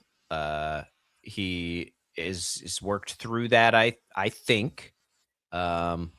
I hope that that's all behind him and everything else. But just the play itself, yes, Hall of Famer. I didn't realize Von Miller had any off the field issues. Yeah, pretty bad one. Bad one. You'll have to look that up. It was not good. No bueno.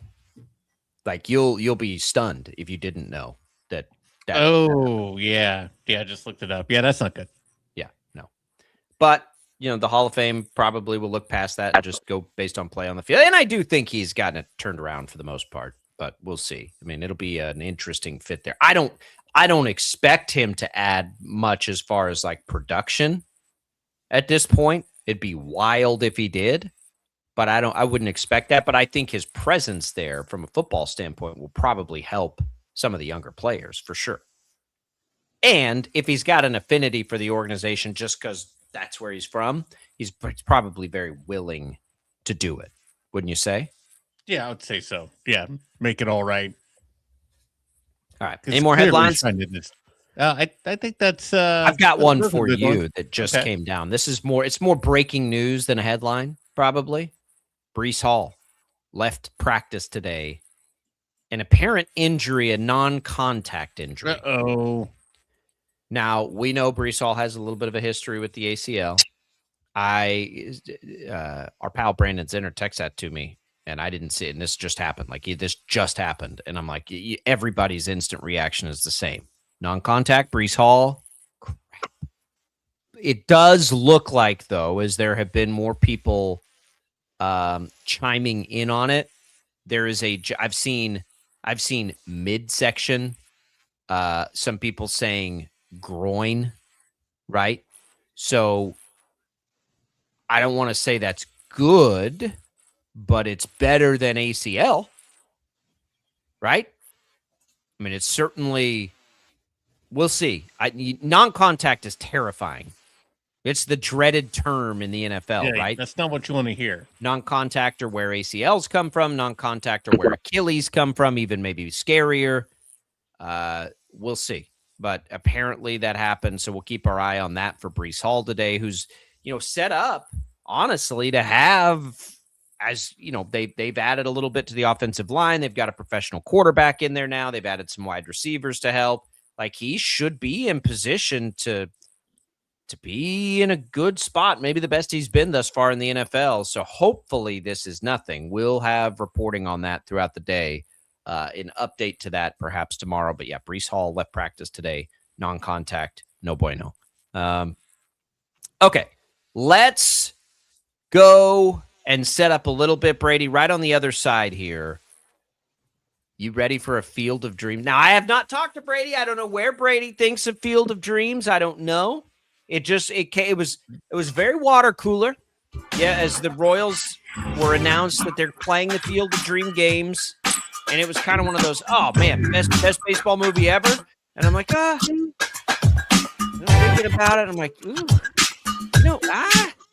and I thought of a few that I like more, Brady, and I know people get mad about this. Maybe people agree. Let's find out on the other side. It's Sports Daily on a Monday.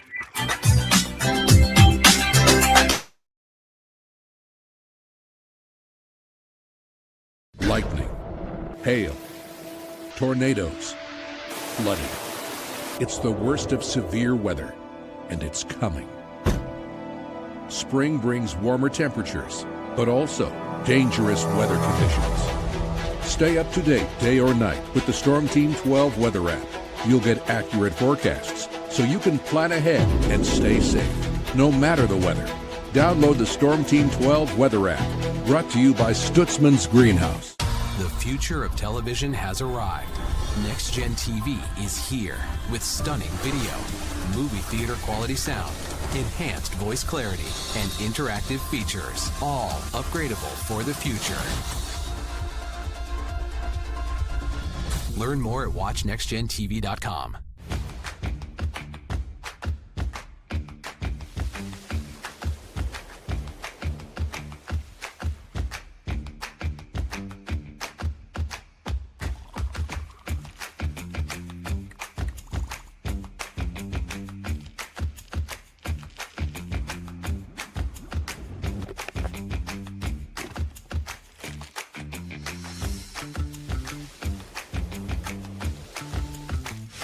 The canvas of our imagination. They tell a story. Clouds affect the events of your day.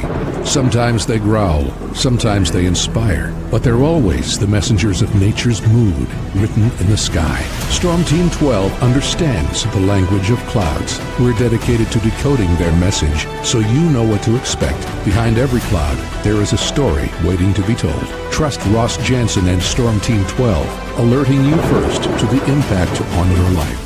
We are following a breaking update. Every day, all day, stream the stories that have you talking near and far. Whoever is behind the wheel of this bus is not stopping. From hundreds of local reporters and meteorologists spanning the country. Chaos here this morning at the UW campus. Search LNL for the all-new Local News Live streaming app. Odyssey is one of the most influential audio and entertainment brands in the nation. You already know Odyssey's iconic local radio brands in Wichita. But did you know Odyssey has the country's best collection of music, news, and sports brands? Odyssey is also a premium podcast creator, major event producer, and digital innovator. Odyssey brings people together across the country and right here in Wichita. Odyssey also delivers meaningful radio and digital audio results. Find out our story and impact at odysseyinc.com/Wichita.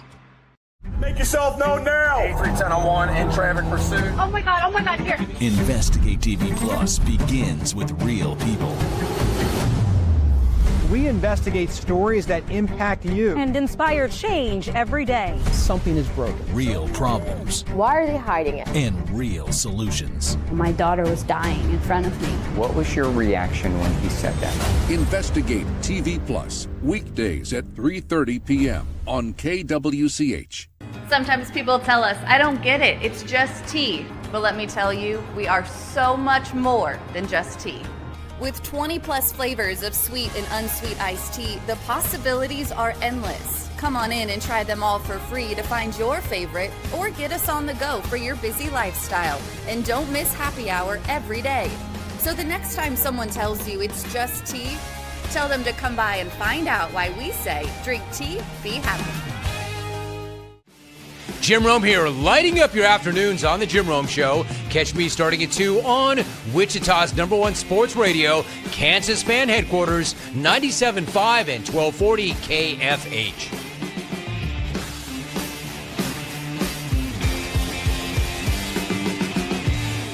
Mornings are busy. We're here to make your mornings better. We report the stories that affect you. 3 more hospital lies from contaminated apple juice just a day after the FDA issued a recall. We're here to make your mornings better. Closing east and westbound lanes of K96 for repairs. With 12 News, you're prepared for your whole day. Scattered thunderstorms across the state into the afternoon. Stay a step ahead with 12 News this morning on KWCH and KSCW.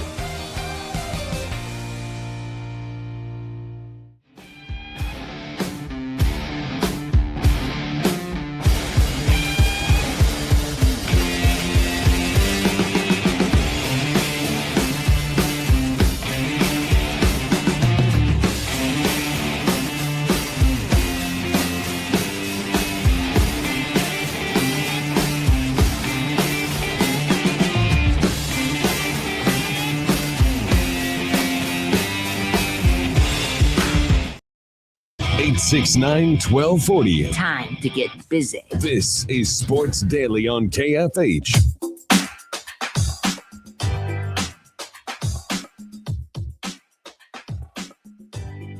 All right, welcome back in, everybody, to Sports Daily. Everything we've got coming for you here in this hour is What's on Tap, brought to you by the Wichita Brewing Company, featuring Oztoberfest, the deeply copper-colored German-style brew that'll make you click your heels, grab your stein, and follow the copper brick road to the land of Oztoberfest. Wichita Brewing Company, pizza and beer made here. Brady looking at some videos from Chiefs camp. Matt Derrick has one of Mansour Delane in pads without the yellow non-contact. Now, he had that, but it was at a non-contact practice. I think today is a normal practice. So hopefully we get to see him like it as a regular participant. We'll keep our eye on that today. Something else to get in is the Monster Energy patch on the Big 12 jersey is there. We have a couple of different kind of reports on that that we'll get to as well. We've seen some pictures now, so that's out there. But before we do that, we got to talk. If you missed it over the weekend, the Royals were announced as next year's Field of Dreams game. Now, how are you in on the Field of Dreams game? Well, this is where you're about to be a little disappointed, Jacob. I don't remember when I've seen Field of Dreams. Oh, man. Do you like the Field of Dreams game, though, in Major League Baseball, that they go out to the park and the recreated place? Yeah, I mean, it's a fun little novelty type thing. Yeah. This is something, if I was a Royals fan and I could get there and I had the means and the time and all that, I would definitely go to this. I think it's super cool. I think the game itself is super cool. Now to the movie. And okay, that's interesting that you said that. So I'm going to guess that you're not going to say Field of Dreams is your favorite movie or favorite baseball movie or favorite sports movie. In fairness, I really can't throw it in there too much. Even though I love Kevin Costner, it just really hasn't happened. I mean, I'm 1989. So, it qualifies as a movie Max is okay with. It hasn't happened in the last, millennium, so he's good with it. But I don't know where Max, I'll get your take on this in a minute. So what I think is probably a hot take, 869-1240, KFH hotline is open. Okay. You can leave us comments, Facebook, YouTube, X, lots of different ways to do this. You can leave us voice messages through the Odyssey app if you're angry. Our guy, Matt Heilman, is going to be angry about this. I know he is, because I know this is his favorite movie. He is the man in charge of 12 News of making sure this show makes it to 12 News. And as far as I can tell, he has not yanked that from us today in outrage of where we're at. I'll give you his description of Field of Dreams. It's not a baseball movie. It's a heart movie, a father-son soul-searching movie with baseball as the backdrop. That is his take on it. It's a great movie. It's a great movie. I haven't seen it in a long time. It's a great movie. It's got James Earl Jones. It's pretty hard to beat, right? But you know what movie I'd put ahead of it that also has James Earl Jones? The Sandlot. And I'm not even putting the Sandlot, first. My favorite sports movie of all time is Major League. I think Major League is the greatest sports movie of all time. It's my favorite. Now, there's going to be a little bit of a theme here in mine, I think. But Major League is incredible. One of my favorite movies. I'm just realizing that was rated R. Now I'm like, man, when am I ever going to be able to watch this with my kids? But that is my favorite sports movie. It's my favorite baseball movie, Major League. So here are the movies that I would probably, if I was scrolling around, now I was bouncing around, here are the movies that I would stop on and watch before I would say, all right, yeah, I'll watch Field of Dreams. I would watch Major League. I would watch A League of Their Own. I would watch, and this is in no particular order, I'm going to hold on Moneyball. That one's close. The Natural, for sure, I would watch ahead of it. I would watch The Sandlot. I think I'd watch The Rookie, which is the Dennis Quaid, if you remember it. I would watch For Love of the Game, which is the other Kevin Costner baseball movie. I think I'd watch The Bad News Bears. I'd watch Major League 2, which might be a little controversial, but big marbles. I gotta go. I gotta go for it. And then the other one that I would put in there, and this one is, listen, understand my age and when I grew up. I would put Rookie of the Year up there. I was about 8 or 9 years old. Rookie of the Year to me, as a kid that loved baseball and loved playing baseball, was as funny as it got. You remember the movie Little Big League, where the kid was like the manager of the Minnesota Twins? Sort of. That might be there. Angels in the Outfield. I was going to say Angels in the Outfield. Gotta get that in there too. There's Brandon on YouTube says Bull Durham. Okay, get that one in there. I would not put Bull Durham ahead of it. I'll be honest. I have spent a little. I like Bull Durham. That's the one I bet. If I had to guess at what Max Power would say the greatest baseball movie is, I would guess that Max would say Bull Durham. I've seen The Natural. Natural is pretty solid. Here's one you haven't mentioned, Jacob, and it's probably my favorite baseball movie. Actually, it's 61. The Billy Crystal movie about Roger Maris and Mickey Mantle. That was a good movie. That was home run race. Movie.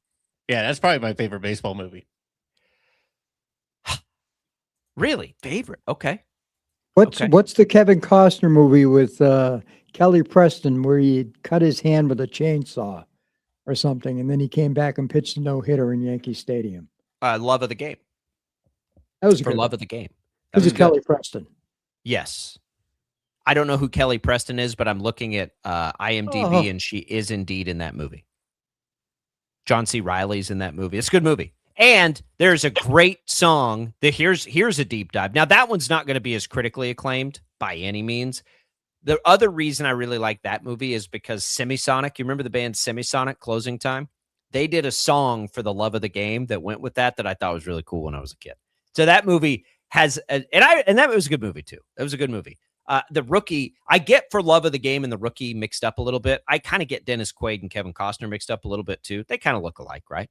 The Rookie is the one where he was came back as a coach or whatever and just pitched a second for the Rays. I think it was kind of based loosely on a true story. But none of this is intended as an offense to Field of Dreams, because I love Field of Dreams. But there's a lot of this exercise for me became, there are a lot of baseball movies that I love, man. And, of the old classics, The Natural feels like it compares probably the most. I'll take them Natural. But man, Major League came out the same year as Field of Dreams. And Major League's the greatest sports movie of all time. What an Willie era. Mays Hayes. Vaughn, come on. You can't beat Major League, can you? I mean, all the great sports slogans. Just a bit outside. I mean, that's Bob one Uecker, of the most man. Yeah. You can't. Everybody knows that one. You can't. Bad News Bears. I put Bad News Bears on mine. The original, although I thought the new one was funny, but I'm talking the original, which I assume you are too, Max. Yeah. There's a Billy Bob Thornton, I think, version of that was pretty funny. Yeah, Billy Bob's always good. Yeah. I Rookie. Did you ever watch Benchwarmers? Remember when that came out? That was who was that? It had John Hader was in it. That was like a really stupid movie, wasn't it? Very, yeah. Okay. Yeah. No, that one's not making it. That one's not making it up there. Fever Pitch isn't making it up there for me. Sorry.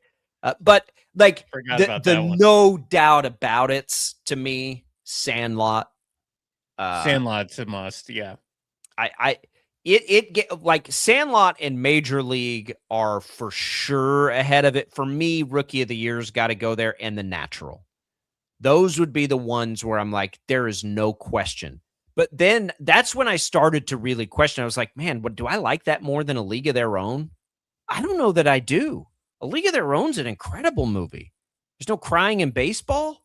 And then Moneyball, which I got around to after the fact, but it was a really well done movie. I don't know that I would put it above Field of Dreams, though. But the natural of the class, man, the natural's so good. That song, song in the natural, when he hits home runs. Yes. That's what the Rangers use in the ballpark when they have a home run. And so, like, for me, it's just like you hear that constantly, whether it was in the radio broadcast or if you went to the game. And that's, of course, I love that team so much growing up. Like that's where I don't know. I don't know if people agree with this. I think Field of Dreams is put in this place, but like really think about it. Do you like it more than all of these others? And it is a little less baseball-y, right? So there's not as much like actual baseball action in it. Ken Dannenberg on YouTube just said 42 is the best, and it's not close. Very good movie. With Chadwick, the Jackie Robinson story. Who there have been a couple of Jackie Robinson movies. This was the one with Chadwick Boseman, and I agree the best of the Jackie Robinson storytelling. Very good movie. It's kind of like Field It, like it's a little less baseball-y, and there's certainly another narrative to go along with that story that makes it like it's hard for me to compare 42 and Rookie of the Year or whatever. And it is kind of hard to do that with Field of Dreams too, but it is a baseball movie.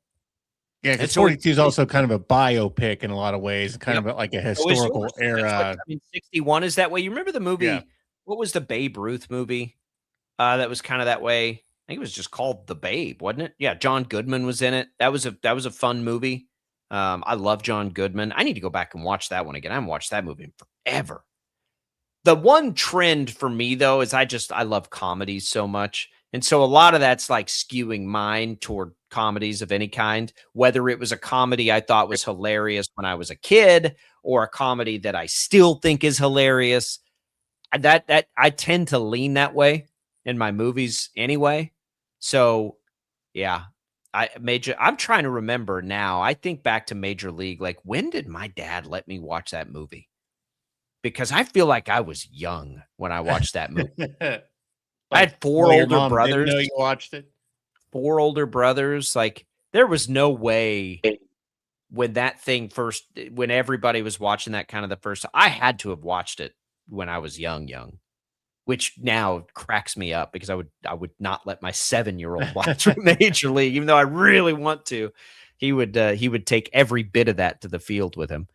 But yeah, so maybe it's not as outrageous. So Max, where do you go? Like, Max, what is that blasphemous to say that? I know you're more into that era of life. What life is this? Like that going back that far, late 80s, even earlier. Do you have Field of Dreams at the top? Are you like us with others ahead of it? Where do you sit with this? Yeah, I like the first Major League much better than Field of You're Dreams. with me then. The first Major League to me is the best sports movie of all time, let alone baseball. Yeah, Field of Dreams is a ghost movie, as far as I can see. Yeah. Isn't it crazy that Major League and Field of Dreams, they came out in the same year? That's wild. God, that movie's good. It's good. What about Major League 2? I was talking to TJ on this last night. He doesn't know that I'd put it up there too, man. You got no marbles? That gives us. It was still successful. Oh, I'm sure it was. After the first one was incredible, but it was good. Now, I didn't. Did they make any more than the 2? I didn't watch, and I don't know. I'm not sure I watched any of the other ones if they did. I mean, I'm sure I did as when I was a kid, but I think it's just those 2. I'll tell you, it wasn't as critically acclaimed as the original. The scores I'm looking at on a list of baseball movies were not up there. I would have bet money, Max. By the way, it was a real old baseball movie. I can't think what it was. I can't remember the really old baseball movie where the guy wishes and sells his soul to the devil to play for the Yankees, and I don't remember that one. They even remade it. I thought for sure, Max, you would say Bull Durham. Yeah, I love Bull Durham. Favorite, for sure. Yeah. How about this is one that popped up on this list, and I'm trying to remember it. Mr. Baseball with Tom Selleck. Oh, I know I saw it. No, I not Cedric. He went to Japan to play. I vaguely remember it. I don't remember it super well. Was Bernie Mac? Bernie Mac. Oh yeah, he had one. Oh Mr. yeah, what was the 3000. Bernie Mac movie? That was a good movie. Mr. 3000. Mr. 3000. I like that movie. Why isn't that on my list? Yeah, that was a good one. I like that movie. John Belushi's brother. Jim Belushi. Destiny. Jim Mr. Belushi. Destiny. Yeah. Jim Belushi. Mr. Destiny. I don't know that I saw that one. Man, I forgot about. How is Mr. 3000 not on this list? That's crazy. That movie was good. How about how is Fever Pitch on this list and not Mr. 3000? Get out of here. Get that list out of town. God, this is just IMDb is all this is. Oh, what about basketball? The South Park guy? Basketball? Yeah, basketball. We'll have to that movie. Yeah. Whoo! That's good.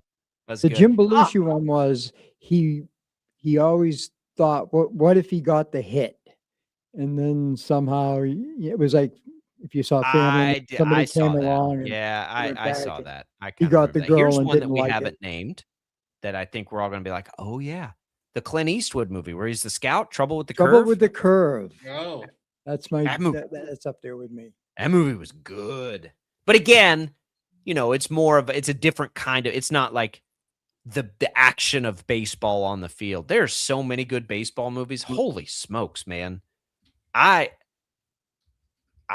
This is hard, but anyway, to the original point, like Field of Dreams is this great movie. I don't think I'm putting it in the top 5 of just baseball movies, and it's a great movie. I thought I'd get more pushback on that. I'm glad I'm getting a little consensus there on that. Appreciate everybody. I think there's just more than we thought. Well, you just remember back to oh yeah, like I forgot about that one, and then you're trying to stack it up. I will say I would need to go back and like watch Field of Dreams again. It's been a long time since I've actually sat down and watched that movie. But there's just the point is there's a lot of good ones. What I really want to do is go sit down and watch Major League again. That's what this all has made me think of. The Royals go play Field of Dreams, and I'm just like, all right, I'd like to watch Major League now. Go remind myself why I love that movie so much. And two. And here's two. Here's a movie we should probably mention just for all the aficionados out there. The Pride of the Yankees apparently is one of the top baseball movies of all time. You go back to like 1942. It's one of those like classic, I don't think I watched that one. I haven't seen it, but I have heard it mentioned a lot as far as like one of those early go-to sports movies. It's about Lou Gehrig. Yeah, I would have to. I'm not typically watching movies from 40, 52? 42 in this case. Yeah. Yeah. The Sandlot, though, the Sandlot and Major League are hands down, no question about it. Those are to me, just like far and away better. And if you're going for the nostalgia of Field of Dreams, like give me the Sandlot in that, in that conversation. Sandlot's one of the greatest movies of all time. Go back and watch that and tell me you don't laugh hysterically phenomenal. Or get the warm and fuzzies about it. Even if we didn't grow up in that era. Max, you might be a little young for that being your childhood, but man, that was great soundtrack. How do you not love that? Rick says Summer Catch. I think that's Fever Pitch, not Summer Catch. Or did Freddie Prinze Jr. have 2 baseball movies? You better not. You better not. Isn't that what Fever Pitch is? No, it's a different movie. Fever Pitch wasn't even Freddie Prinze. That was Jimmy Fallon? Yeah, it was Jimmy Fallon made a baseball movie? Yes, I was thinking of Drew Barrymore. Yeah. I was thinking of the Freddie Prinze Jr. when I said Fever Pitch. Summer, get out of here, Rick. That's what I've never seen the Jimmy Fallon baseball. Jimmy Fallon made a baseball movie? I have, unfortunately. Yes. Is it as bad as I think it probably would? Great movie. Yeah, you guys are out of it. Great movie. I haven't seen it. I'm not giving you an opinion on it. I thought we were talking about Summer Max Cat. Going to bat for Fever Pitch. I didn't have that on my bingo card today. Tuesdays, wow, we're coming right back to the source. Catch James Westland from Big 12 Radio. Lightning, hail, tornadoes, flooding. It's the worst of severe weather, and it's coming.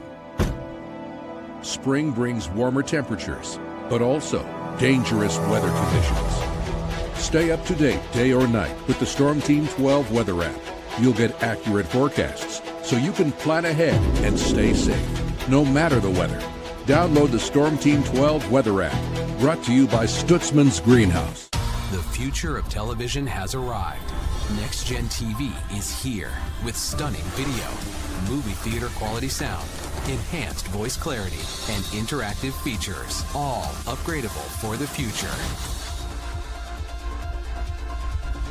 Learn more at watchnextgentv.com.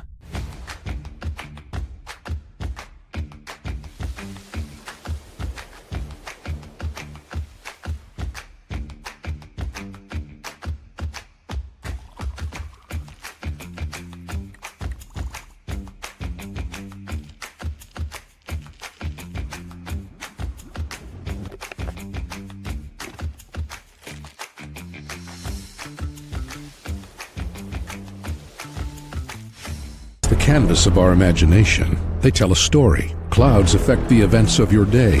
Sometimes they growl, sometimes they inspire, but they're always the messengers of nature's mood written in the sky. Storm Team 12 understands the language of clouds. We're dedicated to decoding their message so you know what to expect. Behind every cloud, there is a story waiting to be told. Trust Ross Jansen and Storm Team 12, alerting you first to the impact on your life. We are following a breaking update. Every day, all day, stream the stories that have you talking near and far. Whoever is behind the wheel of this bus is not stopping. From hundreds of local reporters and meteorologists spanning the country. Chaos here this morning at the UW campus. Search LNL for the all-new Local News Live streaming app. Odyssey is one of the most influential audio and entertainment brands in the nation. You already know Odyssey's iconic local radio brands in Wichita. But did you know Odyssey has the country's best collection of music, news, and sports brands? Odyssey is also a premium podcast creator, major event producer, and digital innovator. Odyssey brings people together across the country and right here in Wichita. Odyssey also delivers meaningful radio and digital audio results. Find out our story and impact at odysseyinc.com/Wichita. Make yourself known now. 310-1 in traffic pursuit. Oh my God, here. Investigate TV Plus begins with real people. We investigate stories that impact you. And inspire change every day. Something is broken. Real problems. Why are they hiding it? And real solutions. My daughter was dying in front of me. What was your reaction when he said that? Investigate TV Plus, weekdays at 3:30 p.m. on KWCH. Sometimes people tell us, I don't get it, it's just tea. But let me tell you, we are so much more than just tea.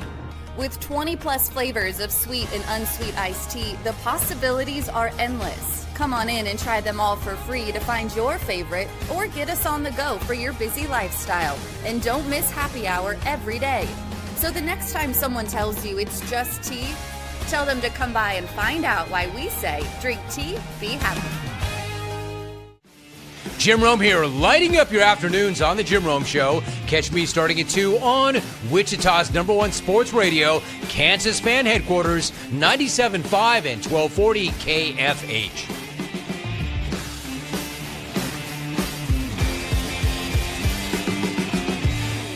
Mornings are busy. We're here to make your mornings better. We report the stories that affect you. 3 more hospital lies from contaminated apple juice just a day after the FDA issued a recall.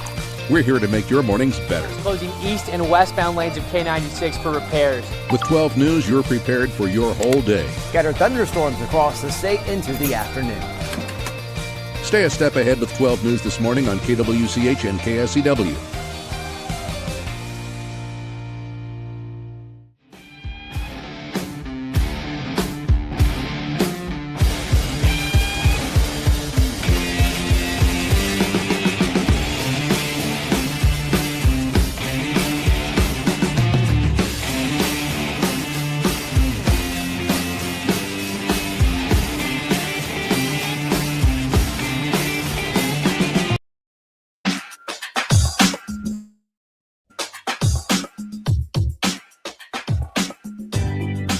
Welcome back in, everybody.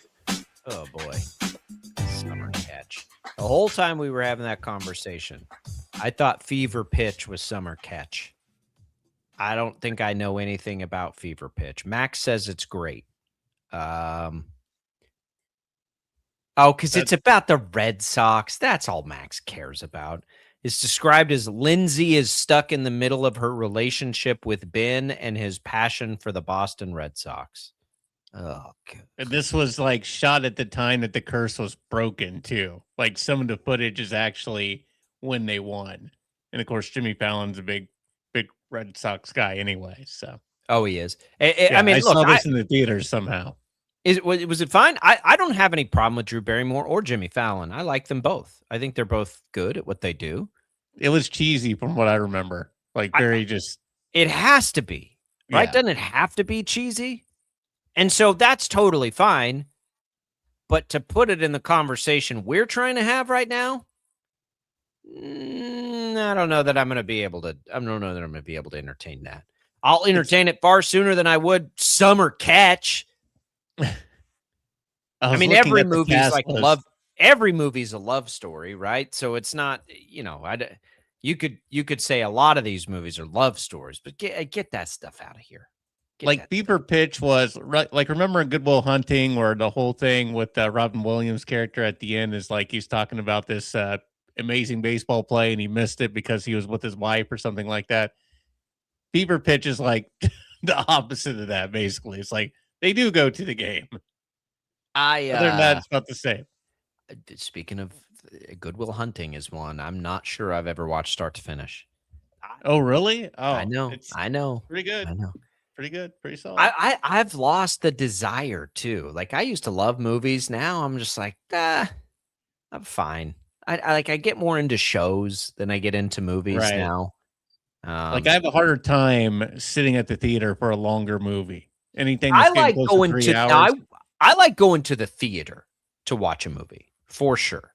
Still, like if it's a huge like blockbuster. Oh yeah, I'm there. Yeah. I like to go and I'll be there. You know what I've enjoyed? You know what I've actually learned that is kind of nice? I don't know if you've done this or tried this. There's not a thing wrong going to the movie by yourself. No, so I've done it. I mean, there's nothing like it was. I think the first one I did that to is the second or the last third, the newest Star Wars movies, right? It was like, I'm never going to get my wife to that. I don't think she's ever watched Star Wars. This was long. I don't even remember. I think I had one, maybe two kids at that point. I was like, when am I ever going to watch this? So I was like, you know what? I was working nightside still. I was like, I'm just going to go after work to like a 10:30 or 10:45 showing. And I was like, that was actually pretty nice. I kind of like that. So then I watched all those Star Wars movies that way. Then I watched like the new the Dune 2 that way. I'm like, I kind of like this. And I had heard people say it and then like made fun of them. Like, oh, okay. They're kind of right. They're kind of right. But as I'm watching things now, it's turned more into like, what's the next best show? Like I've definitely converted. But I do love movie theaters. Most of the time now it's for kid movies. Like we'll go and watch like the next kid movie, which is also fun. Right. But and those are shorter. So that helps. I think the reason we've all seen all of these movies 8,000 times is because we grew up with like cable TV. We didn't have streaming. No. They played Major League 6,000 times on probably Comedy Central or something. So in every time you'd be like, yeah, I'm going to sit down and watch that. Then that'll be what I watch right now. The choice is not quite as high. Throw VHS in and record it. Yeah, I had plenty of those too. I don't know if I had that one on VHS. All right, let's spend a second here. Did you see the monster patches, Brady? You did.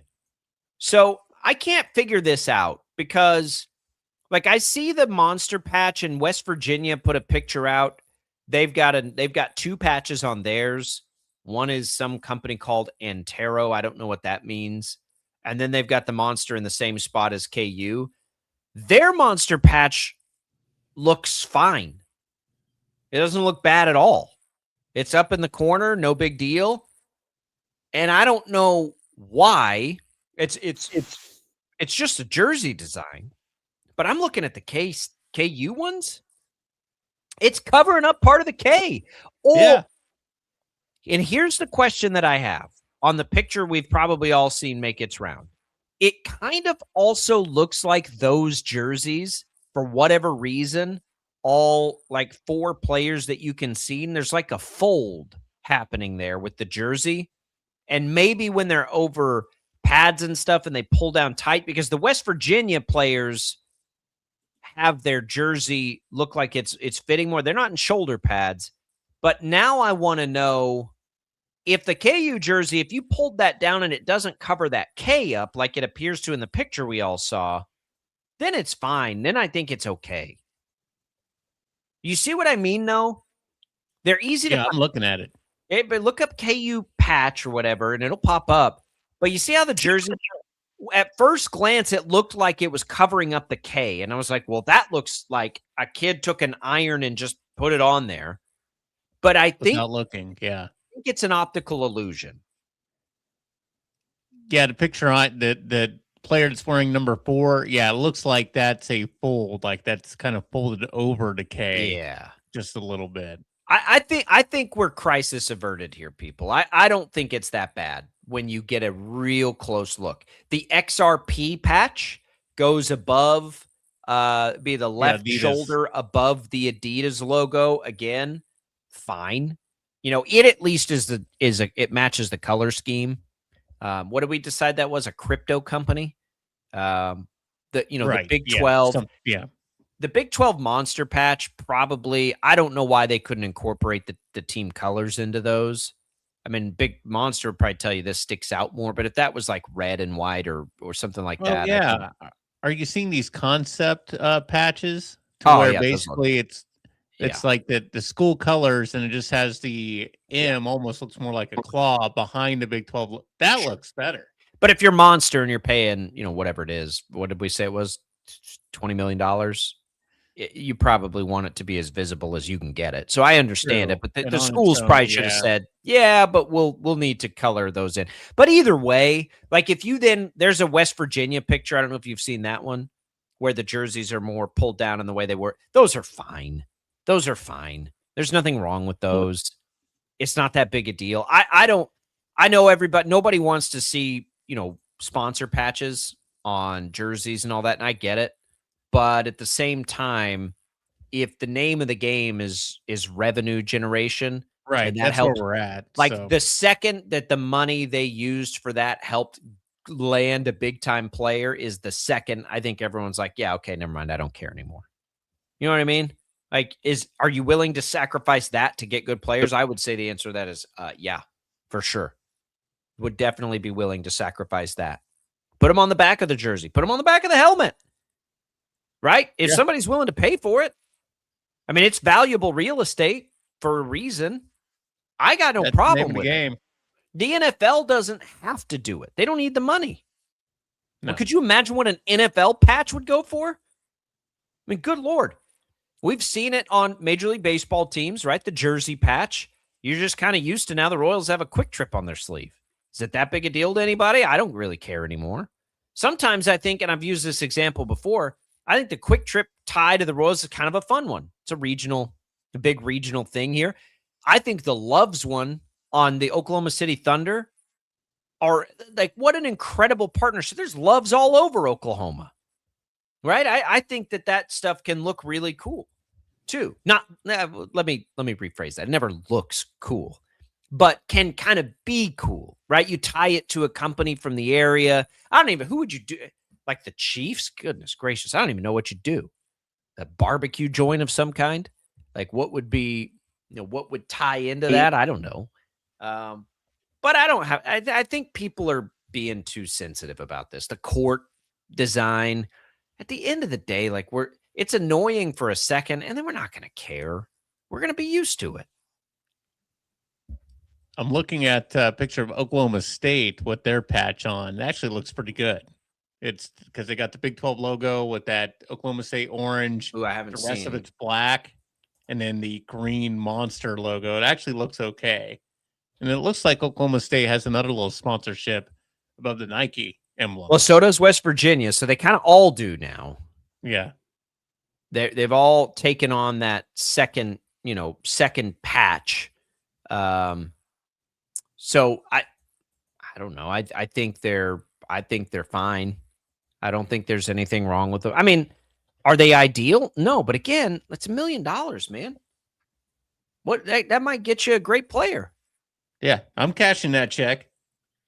Gosh dang, it did it again. I'm looking at there's a video of one of the KU players at this event. They've got to fix that fold in their jerseys, man.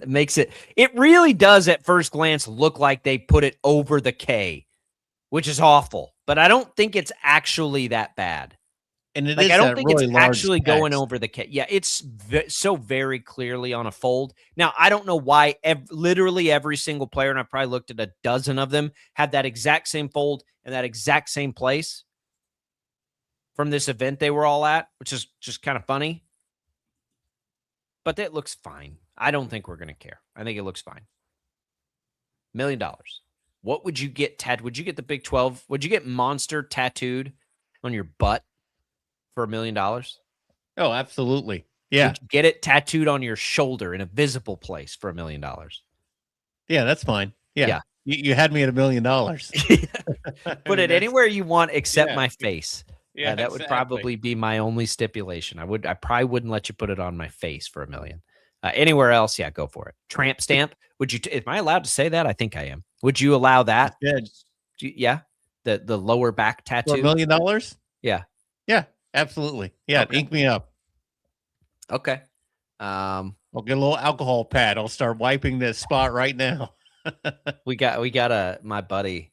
We're both Jacob, and he kind of came into the friend group later, so we nicknamed him Chili's just because he worked at Chili's. And then over time we talked him into with some liquid courage and shenanigans to get the chili pepper tattooed on his butt. And it's one of my favorite things that's ever happened in my life is that he did that he allowed that to happen. What a trooper. It's great stuff. Great stuff. Chill, people. $1 million. It'll be it'll help them get a player at some point, and you can just think of it that way. Like, oh yeah, they had $1 million. That helped them get this awesome player. I'm okay with that patch. I'd be okay if they put more on there. I really would. You can put one on the helmet. I mean, there's a point where it gets to be too much. I don't think we're anywhere close to it. Yeah, you don't want the NASCAR race suit look. No, I wouldn't either. Now, on the fields and stuff, that I really don't care about. Like, if you want to put logos on the field, I think that doesn't bother me. But I think I would be fine with logo on the back of a helmet. On the back of a helmet, like in one of the two sides, sure, right? Like you see sometimes, I'd be okay with that. I think most of them have taken advantage of the both shoulders, so we're probably out of real estate on the jersey. Maybe like a back middle. If there was another one that wanted to go there, you could do that. That would have been a good place, honestly, for the Big 12 one. Would be back middle of the jersey.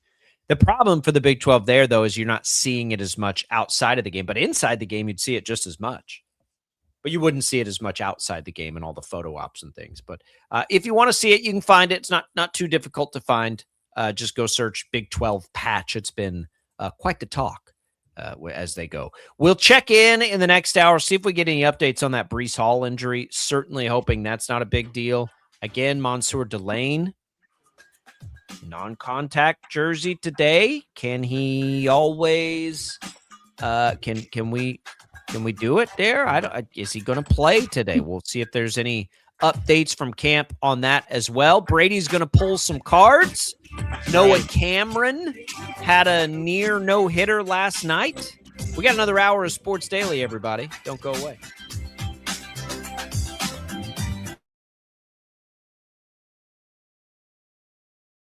Lightning, hail, tornadoes, flooding.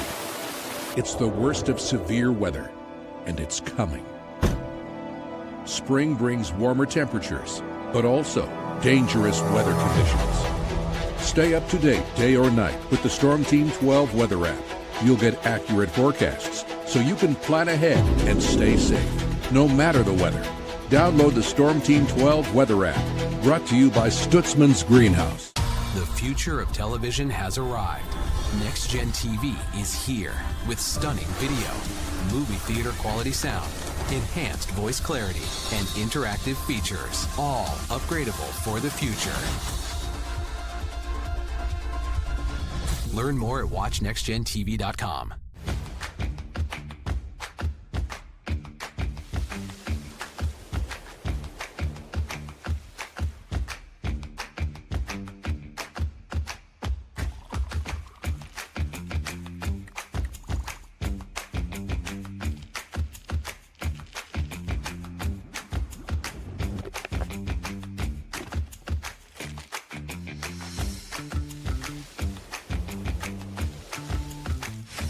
The canvas of our imagination. They tell a story. Clouds affect the events of your day.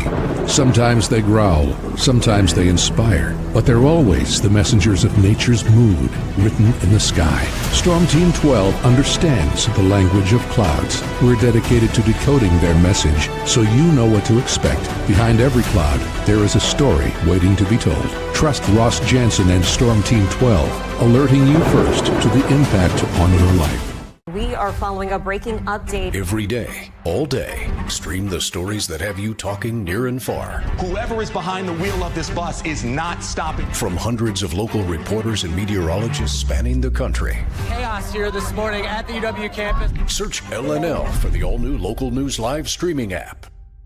Odyssey is one of the most influential audio and entertainment brands in the nation. You already know Odyssey's iconic local radio brands in Wichita. But did you know Odyssey has the country's best collection of music, news, and sports brands? Odyssey is also a premium podcast creator, major event producer, and digital innovator. Odyssey brings people together across the country and right here in Wichita. Odyssey also delivers meaningful radio and digital audio results. Find out our story and impact at odysseyinc.com/Wichita. Make yourself known now. 831001 in traffic pursuit. Oh my God, here. Investigate TV Plus begins with real people.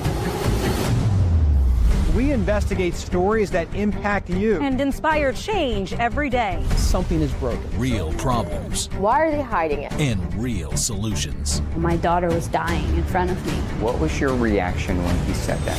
Investigate TV Plus, weekdays at 3:30 p.m. on KWCH. Sometimes people tell us, I don't get it, it's just tea. But let me tell you, we are so much more than just tea. With 20 plus flavors of sweet and unsweet iced tea, the possibilities are endless. Come on in and try them all for free to find your favorite or get us on the go for your busy lifestyle. And don't miss happy hour every day. So the next time someone tells you it's just tea, tell them to come by and find out why we say drink tea, be happy. Jim Rome here, lighting up your afternoons on The Jim Rome Show. Catch me starting at 2 on Wichita's #1 sports radio, Kansas fan headquarters, 97.5 and 1240 KFH.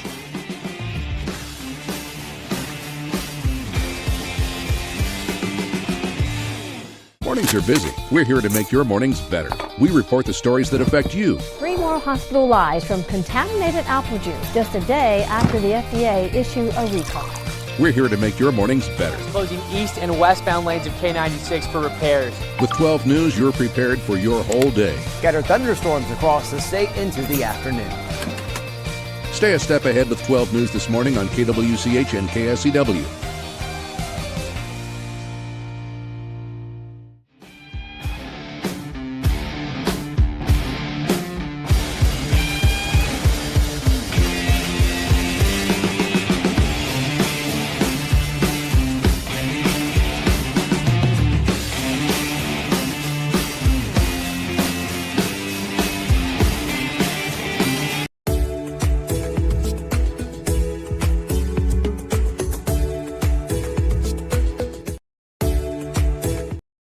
.5 and 1240 KFH. This is Sports Daily. Turn it on and rip the knob off. There you go. Welcome back to Sports Daily, everybody. Hour number 3. Glad to be here with you on a Monday, getting you ready for the work week. It's Jake Ballbrock. It's Brady Bowman. We're rocking and rolling. Thanks for being here with us. Thanks for calling in, 869-1240. Thanks for emailing us, sportsdaily@kfhradio.com. Thanks for the comments all over the streams. A lot of YouTube activity today, also available to you, Facebook and X. We will get you to a Sports Daily poll here in just a few minutes as Brady takes us through memory lane of a couple of sports cards as we'll do now on the show. We'll get you an update on the Breece Hall injury and a couple other things from around the sports world. Got to talk about Noah Cameron's start yesterday for the Royals. Boy, he's become a thing again here for the Royals. He's been really good lately. And maybe the front office didn't screw this up at the deadline. We'll dig into that just a little bit on the other side. And we also have this Melvin Council story to try to make some sense out of. Boy, it is wild. It's all coming up for you this hour. What's on tap? Brought to you by the Wichita Brewing Company, now featuring its brand new summer cocktail menu. Set sail with a salty doggy or bearded clam, or escape with a Waikiki wake up or a string bikini Bellini. WBC summer cocktails, because summer sips better at Wichita Brewing Company. Brady, we come back in. Quick Breece Hall update for you. After practice, head coach Aaron Glenn said he didn't think it was a big deal. It is a strained groin. So, again, probably a best case scenario. If it, when you see non-contact that it wasn't ACL or Achilles, strained groin, Aaron Glenn says not that big a deal. Whew. For the Wichita native. Luckily, it looks like it's going to be okay, thankfully. All right, let's get to the poll here for the day. What do you think? Yes. I think it's time. I'm excited to see what we got here. Wow! Joseph of Arimathea! 26 conversions in AD 46! Whoa! A Methuselah rookie card! Sports Daily Poll. There it is. All right, we got to finish off the pack from Friday.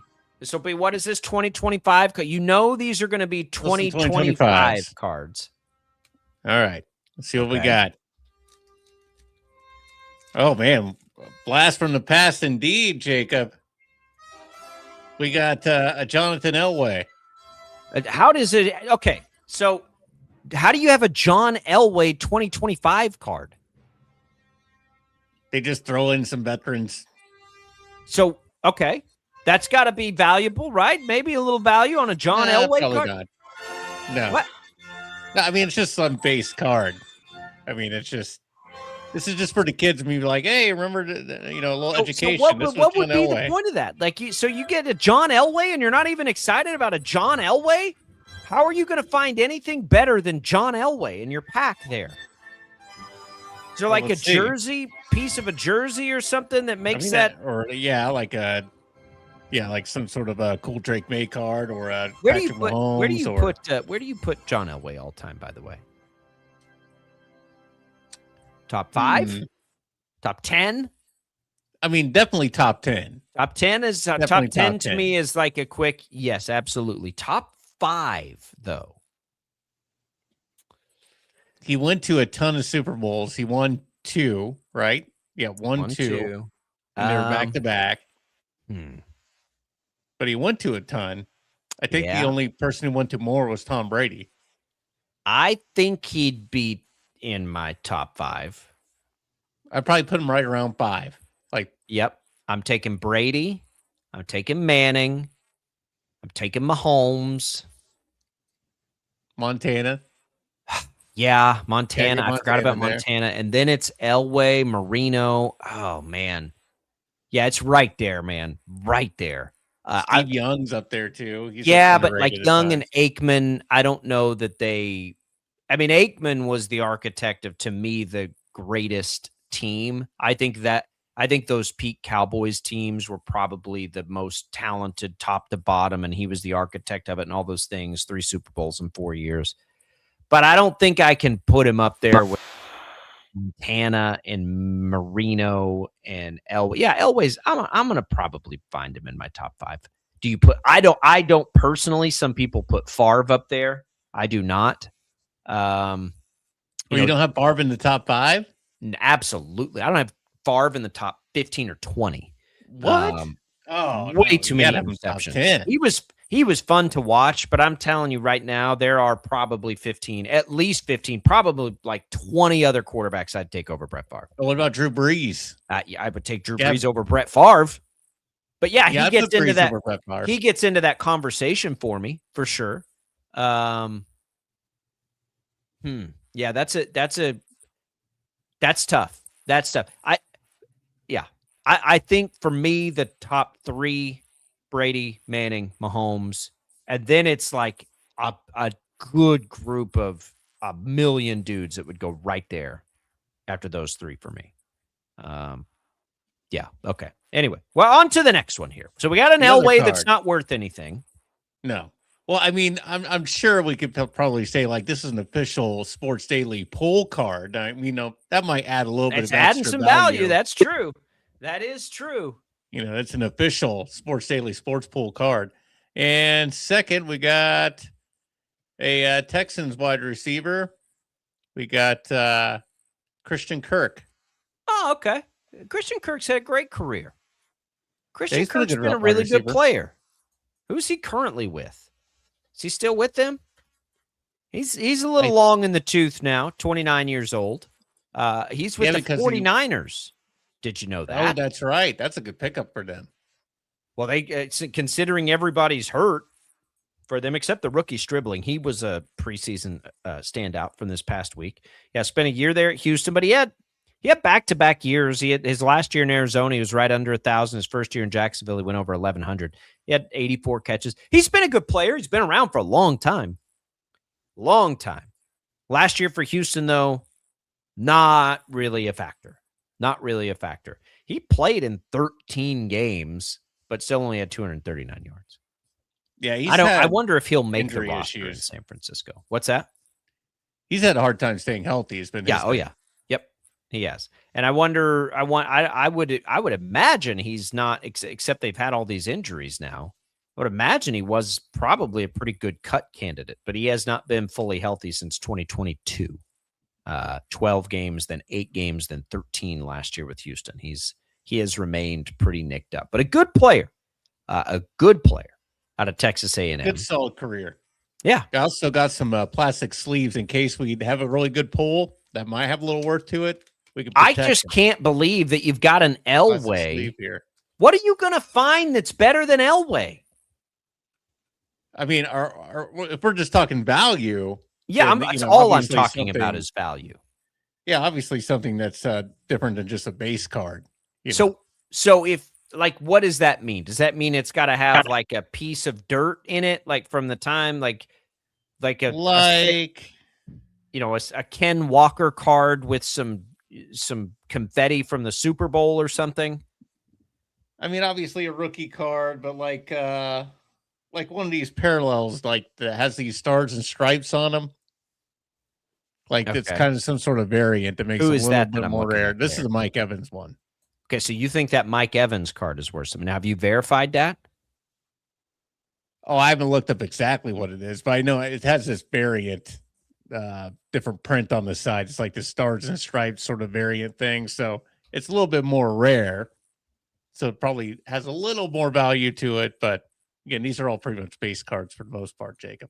So we find that home run hitter, we'll know. So you would like to pull a Tetaroa McMillan, who was the offensive rookie of the year last year. Love Tet.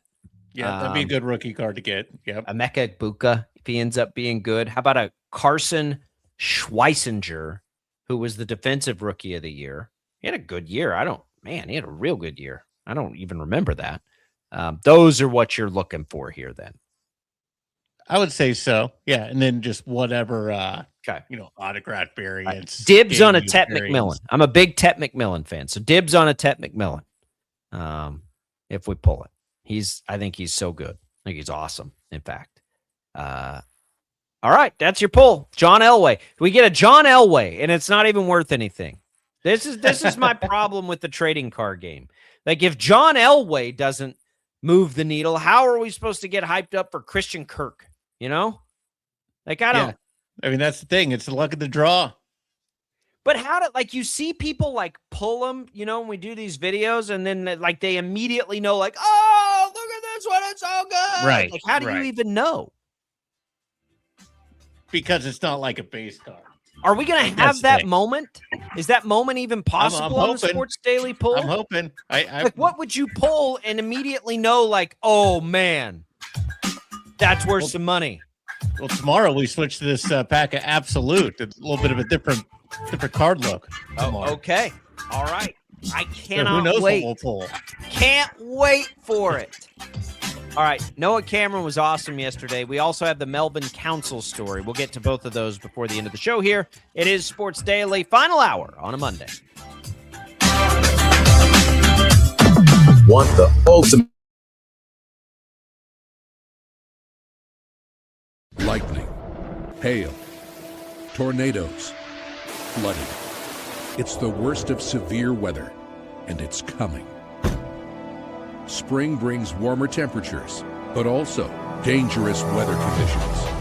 Stay up to date day or night with the Storm Team 12 weather app. You'll get accurate forecasts, so you can plan ahead and stay safe, no matter the weather. Download the Storm Team 12 weather app, brought to you by Stutzman's Greenhouse. The future of television has arrived. Next Gen TV is here with stunning video, movie theater quality sound, enhanced voice clarity, and interactive features, all upgradable for the future.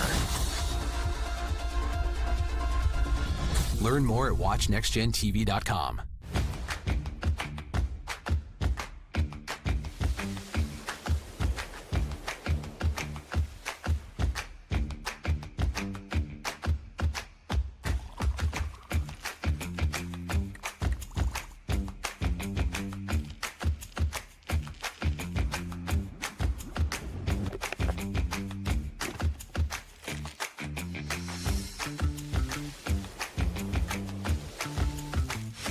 The canvas of our imagination. They tell a story. Clouds affect the events of your day. Sometimes they growl, sometimes they inspire, but they're always the messengers of nature's mood written in the sky. Storm Team 12 understands the language of clouds. We're dedicated to decoding their message so you know what to expect. Behind every cloud, there is a story waiting to be told. Trust Ross Jansen and Storm Team 12, alerting you first to the impact on your life. We are following a breaking update. every day, all day. Stream the stories that have you talking near and far. Whoever is behind the wheel of this bus is not stopping. From hundreds of local reporters and meteorologists spanning the country. Chaos here this morning at the UW campus. Search LNL for the all-new Local News Live streaming app. Odyssey is one of the most influential audio and entertainment brands in the nation. You already know Odyssey's iconic local radio brands in Wichita. But did you know Odyssey has the country's best collection of music, news, and sports brands? Odyssey is also a premium podcast creator, major event producer, and digital innovator. Odyssey brings people together across the country and right here in Wichita. Odyssey also delivers meaningful radio and digital audio results. Find out our story and impact at odysseyinc.com/Wichita.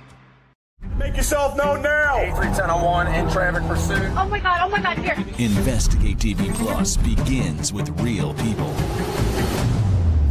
We investigate stories that impact you. And inspire change every day. Something is broken. Real problems. Why are they hiding it? And real solutions. My daughter was dying in front of me. What was your reaction when he said that? Investigate TV Plus, weekdays at 3:30 p.m. on KWCH. Sometimes people tell us, I don't get it, it's just tea. But let me tell you, we are so much more than just tea.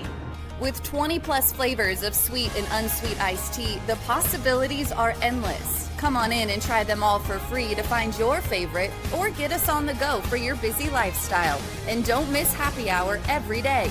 So the next time someone tells you it's just tea, tell them to come by and find out why we say drink tea, be happy. Jim Rome here, lighting up your afternoons on The Jim Rome Show. Catch me starting at 2 on Wichita's #1 sports radio, Kansas Fan Headquarters, 97.5 and 1240 KFH.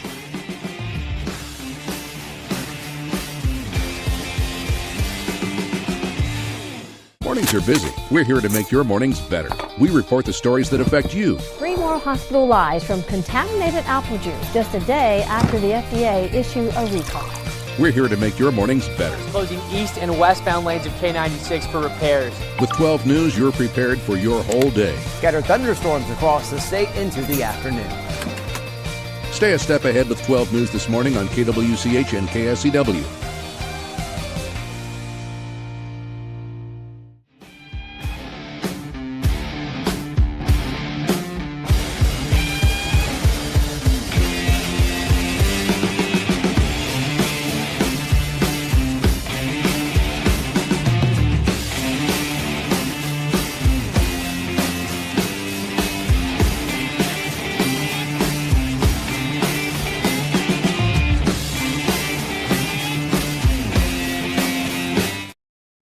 Sports Daily is on KFH. All right, welcome back in, everybody, to Sports Daily. Glad to be here with you. Jacob Albrock, Brady Bowman. It is a Monday of the new 3-hour format here as we are counting down the days to get to the start of the sort of official fall season. We're probably a week away, maybe 2. We'll start to get some guests coming in and having all that fun. Some will jump in next week. Some will jump in the week after that. We're really looking forward to it. But we're getting close. Shout out to all the high schools out there getting back into, fall practices and things today. That all starts up today. We'll have you covered on 12 News tonight. The Catch a Kansas crew is out and about, so make sure to tune in for that. But we'll get it all ready to rock and roll. It's a good time, Brady. It is, though, the calm before the storm, and I'm sick of the calm in that regard. I'll be honest. I'm ready to get to it here. I'm ready to get to it. I'm ready to get some games in here. It's time to get the kids back in school now. The summer's over. Summer's over. But we're not to play on the field. We're not quite there yet on the sports calendar. So close yet so far. So close. All right, let's talk a little baseball. Speaking of summer, it is the summer sport. Noah Cameron yesterday.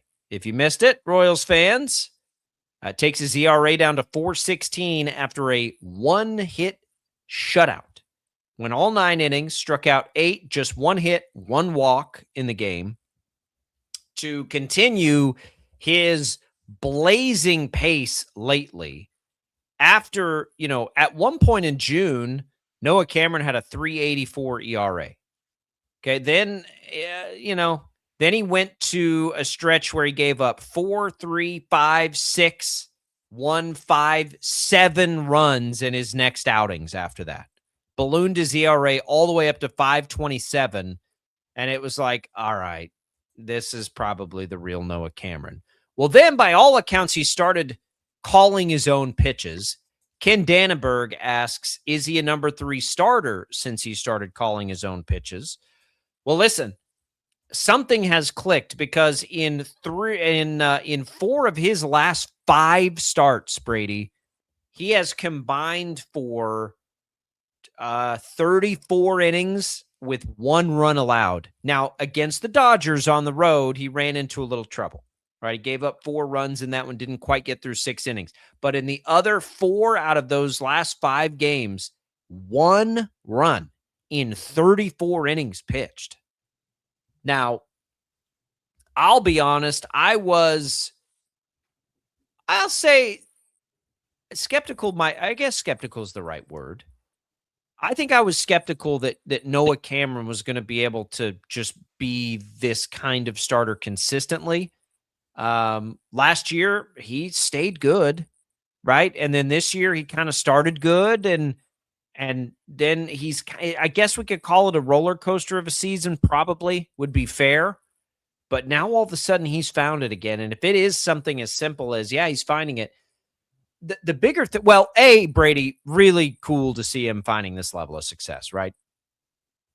Oh, it's great to see him have that swagger. That's the thing I've been noticing, just the confidence and the swagger that he has up there that give confidence to a team that needs it. And hopefully that's something that will carry over into next season as well. I hope so. And if it does, that's where I really think this conversation gets interesting today. Let's say it does. Let's say Noah Cameron is consistent, right? Let's just say he's good, right? And you can slot him in. I'm going to pull up his stats from last year. This year, he's got a 4.16 ERA.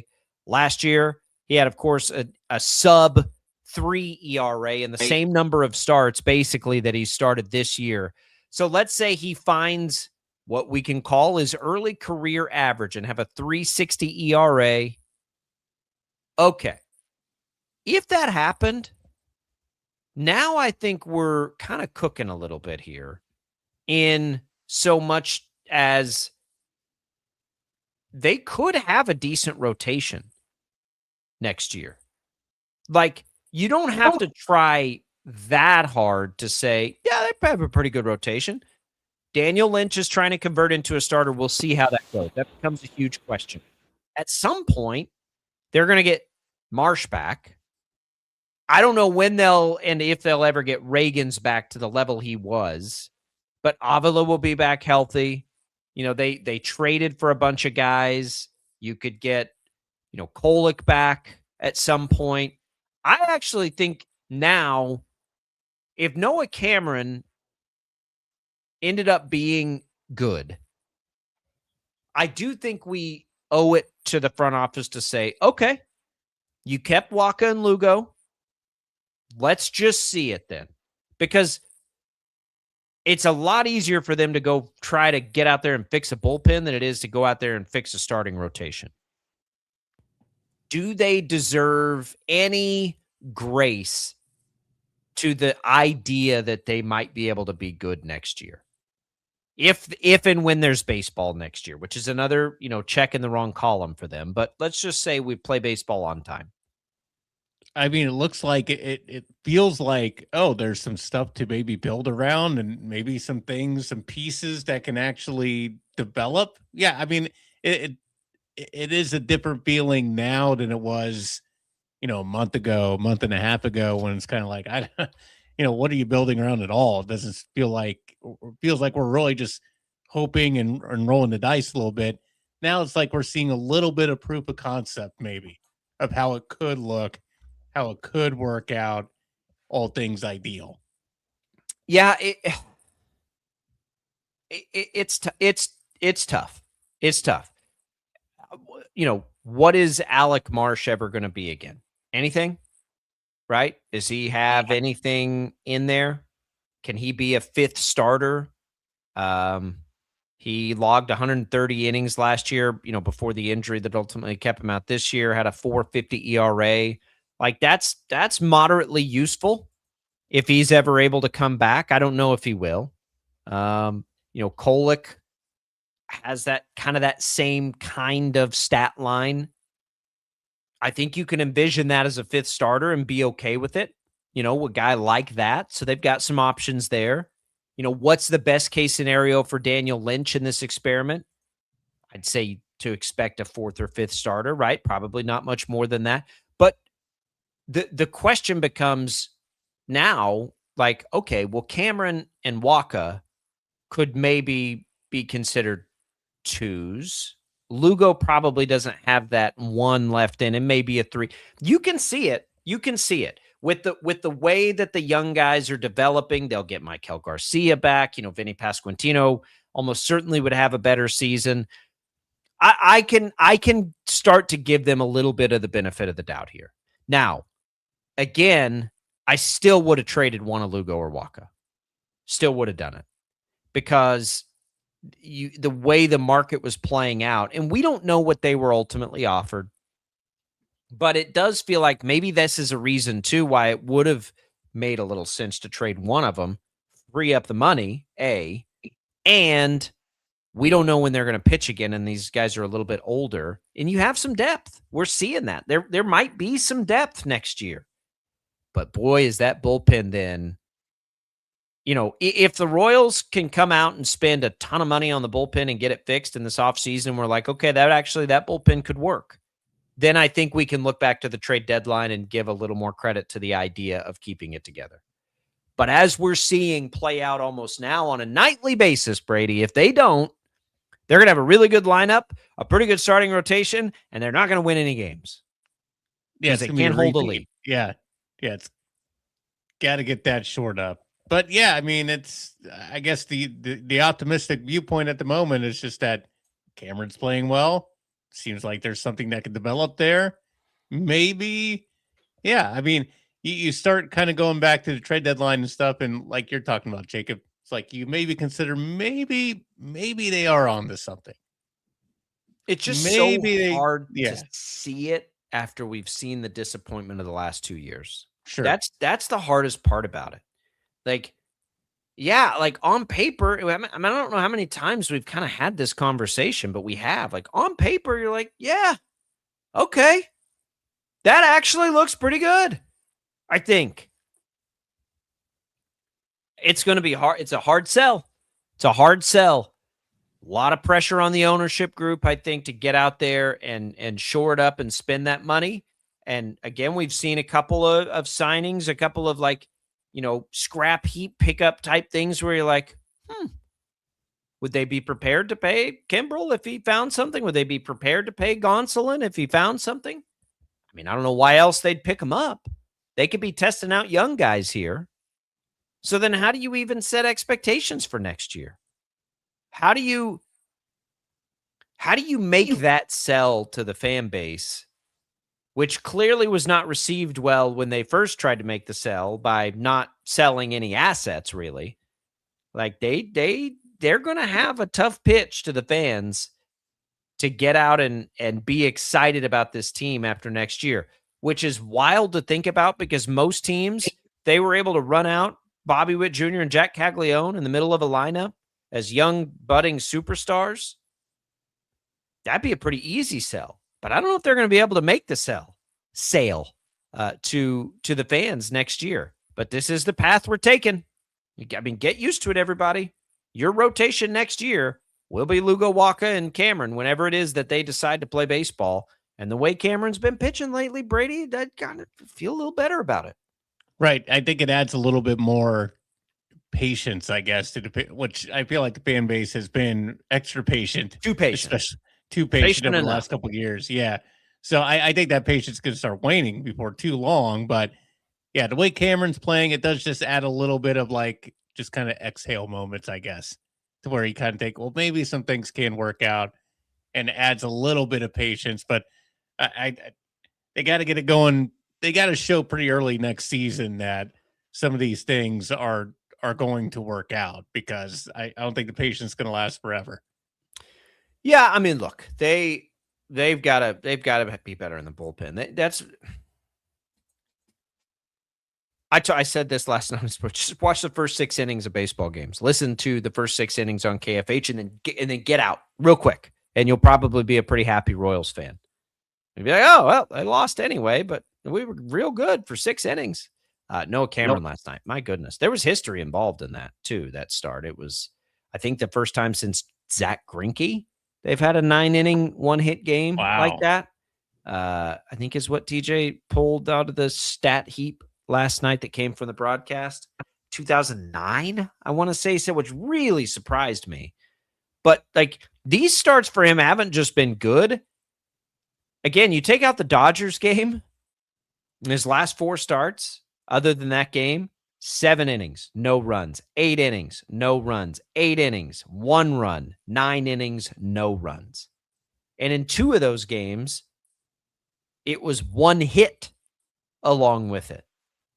Really good on a mega heater right now is Noah Cameron.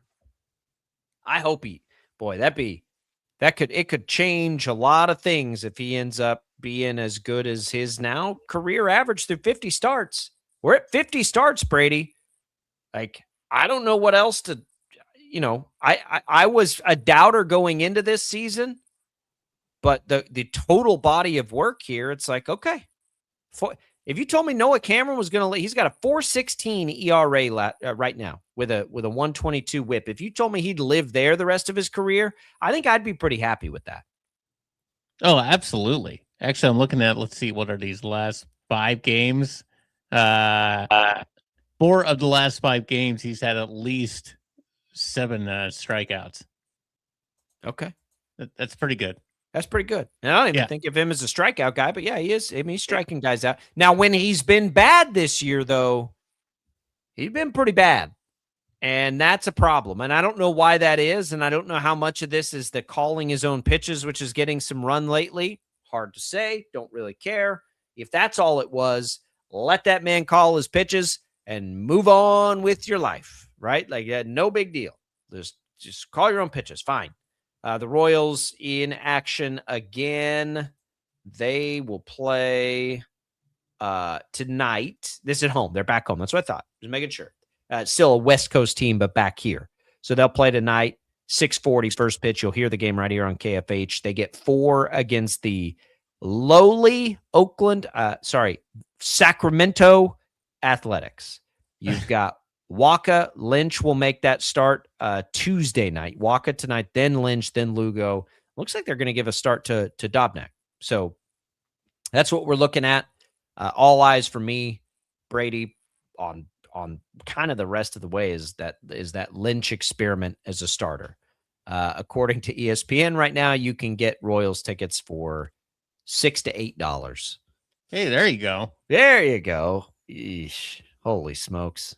Spend more on the hot dog probably than the ticket. John Sherman, you better spend some money on that bullpen this year.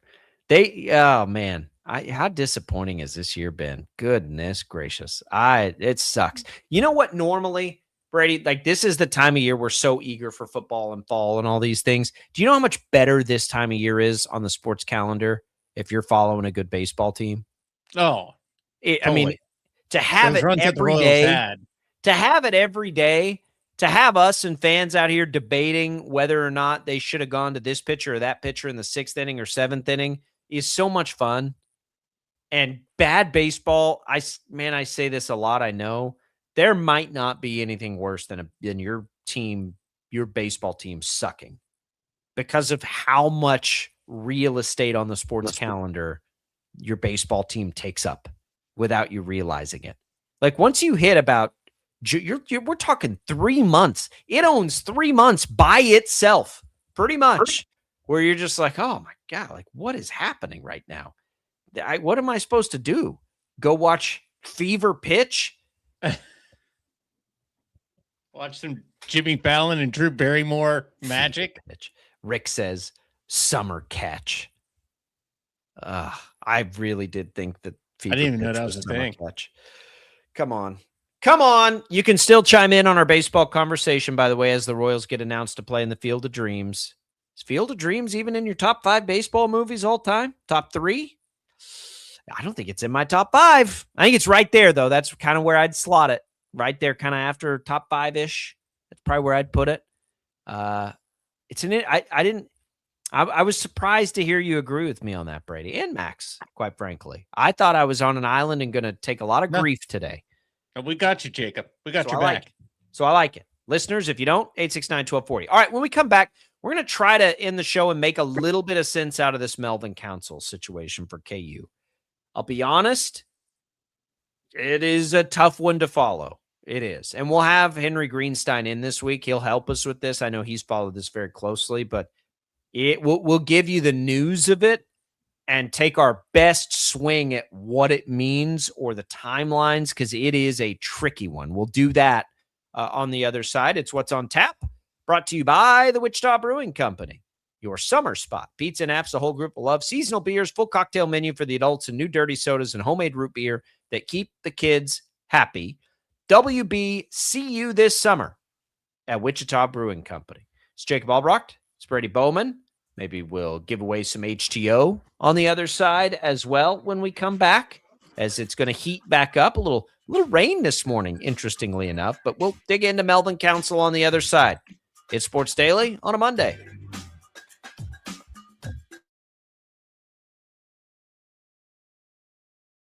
Lightning, hail, tornadoes, flooding. It's the worst of severe weather, and it's coming. Spring brings warmer temperatures, but also dangerous weather conditions. Stay up to date day or night with the Storm Team 12 weather app. You'll get accurate forecasts, so you can plan ahead and stay safe, no matter the weather. Download the Storm Team 12 weather app, brought to you by Stutzman's Greenhouse. The future of television has arrived. Next Gen TV is here with stunning video, movie theater quality sound, enhanced voice clarity, and interactive features, all upgradable for the future. Learn more at watchnextgentv.com.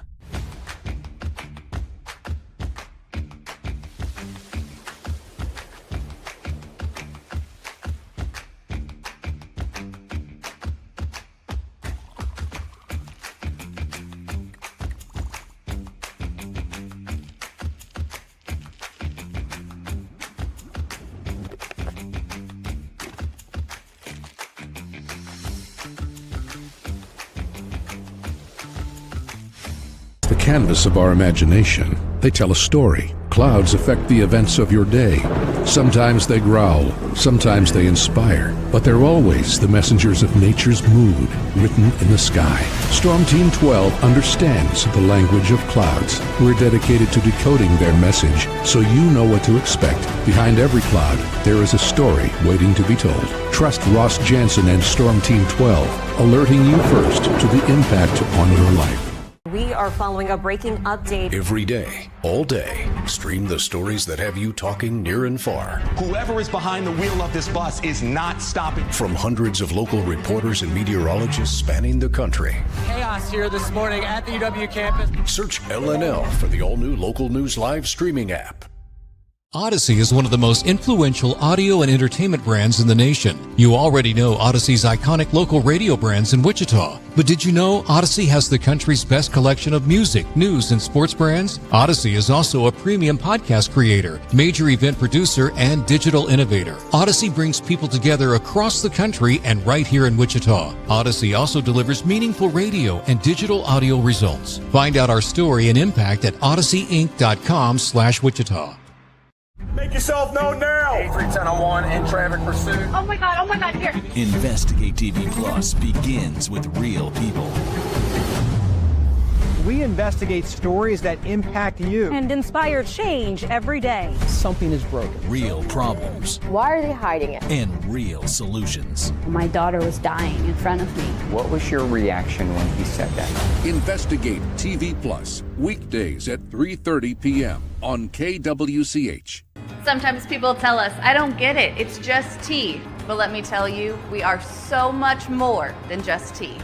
With 20 plus flavors of sweet and unsweet iced tea, the possibilities are endless. Come on in and try them all for free to find your favorite or get us on the go for your busy lifestyle. And don't miss happy hour every day.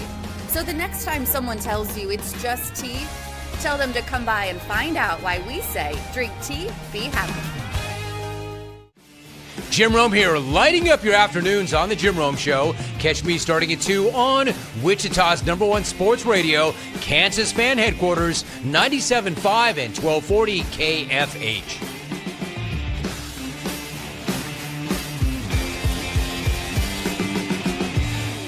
Mornings are busy. We're here to make your mornings better. We report the stories that affect you. 3 more hospitalized from contaminated apple juice just a day after the FDA issued a recall. We're here to make your mornings better. Closing east and westbound lanes of K96 for repairs. With 12 News, you're prepared for your whole day. Scattered thunderstorms across the state into the afternoon. Stay a step ahead with 12 News this morning on KWCH and KSCW.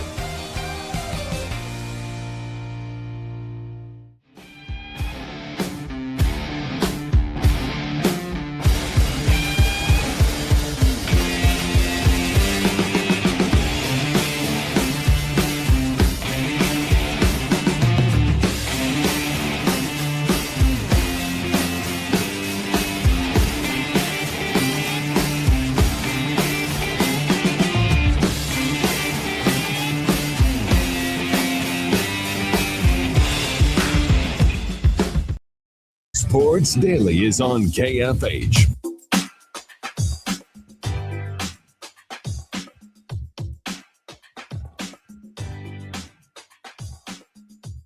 All right, welcome back in here, everybody. It is Sports Daily. It is Jacob Albrecht. It is Brady Bowman. Let's give away some HTO, Brady. You want to get a free cup of tea on us? You can do that right now. All you got to do is text the keyword tea to the short code 20357. That'll get you a free cup in either East Wichita, West Wichita, or Derby.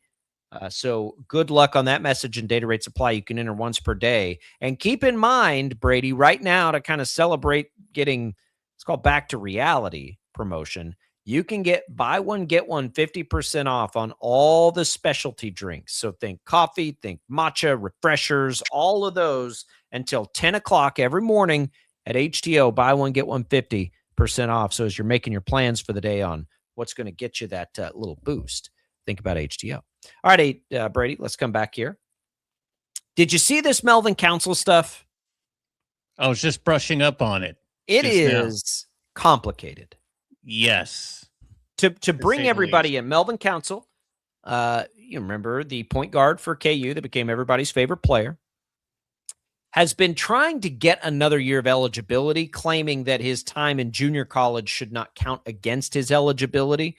He's taking this. Now, we've heard of these class action lawsuits from the class of 22 and all those. This is not a part of that. This is different.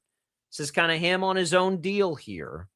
So he's been trying for that. I think there has been some optimism, but I don't think this is the most optimistic outcome here. So the NCAA Friday, I'm taking this from KUSports.com. Henry Greenstein, our KU insider, can explain more of this when we have him this week. But they filed their official response to his request for a temporary injunction that said he should receive the opportunity to play. They're saying he should not receive the opportunity to play a sixth season of college basketball after having already benefited from 2 previous waivers. So the NCAA is basically pushing back on this, is essentially what that comes down to, which I don't think surprises us, Brady, right? Nobody thought the NCAA was just going to say, oh, yeah, sure, he should be able to play again.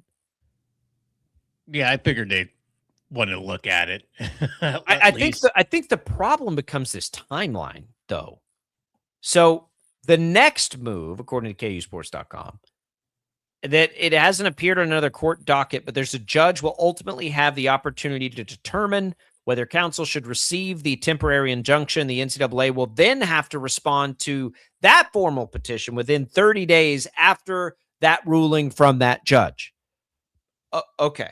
So my question in all of this begins to become, when are we going to know if he could play? They do have roster spots open at KU. So that part of it is okay as far as a timeline standpoint. I don't know that they have any intention to get anybody else in there, do anything like that. Like, they've got a spot for him, but if we're just now to the point where, okay, now a judge has to decide, and then they have to appeal that, and then the NCAA has to appeal the appeal, and then it's August 17th.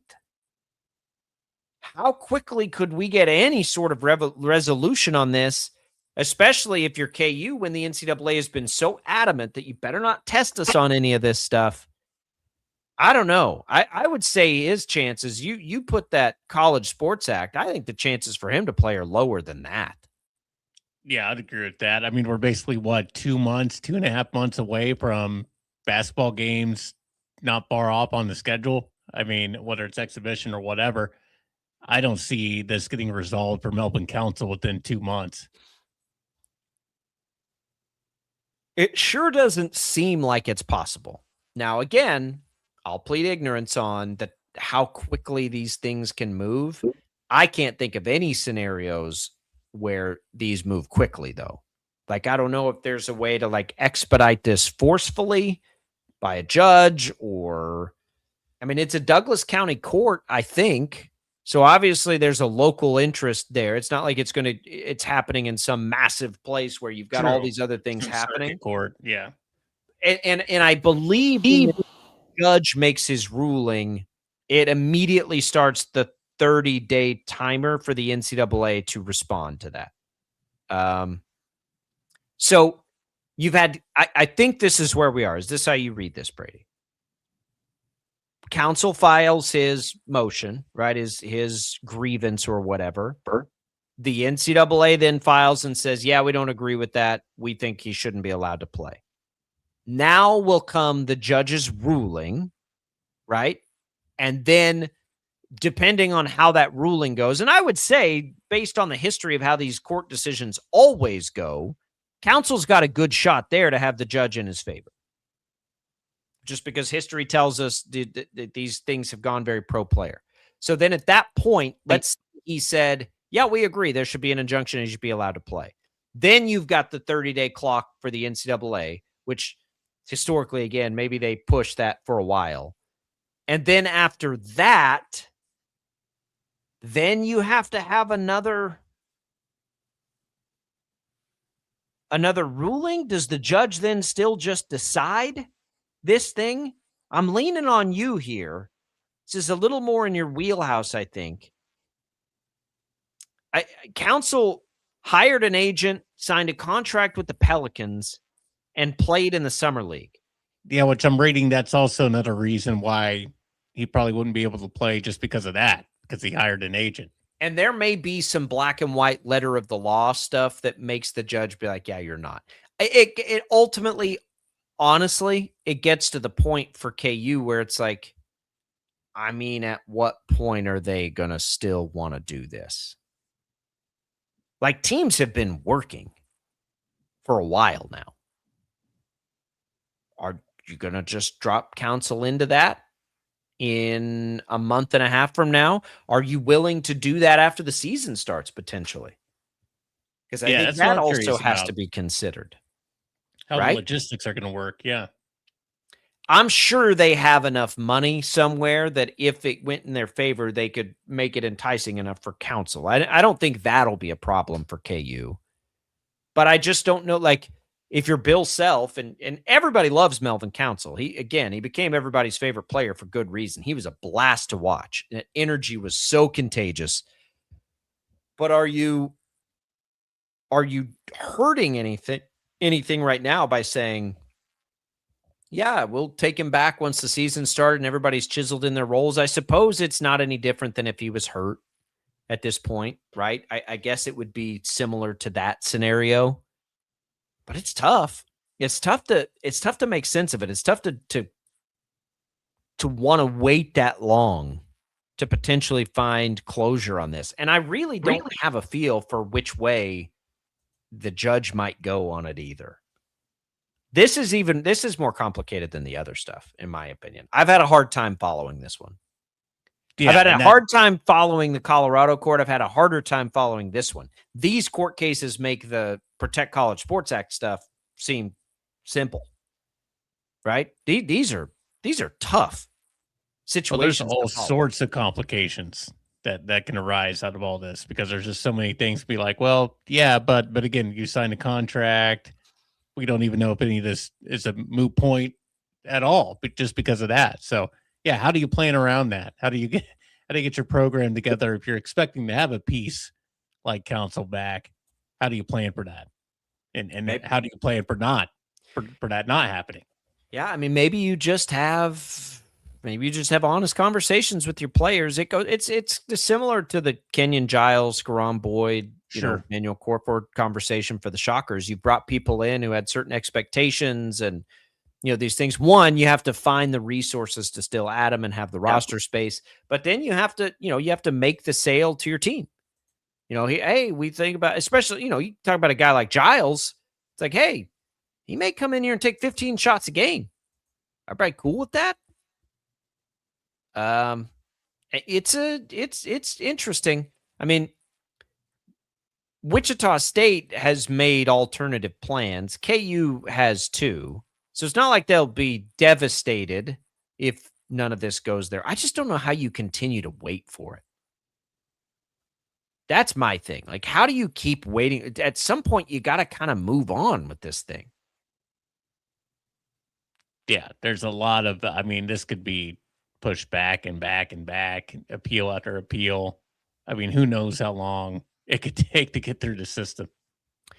Forever, apparently. Forever. All right, let's reset here, Brady. We've got an interesting day developing in Chiefs camp because Mansour Delane is out there. Like, I'm watching a video of Mansour Delane. Jesse Newell has it, taking on Cyrus Allen one-on-one. There is contact. It is a good battle.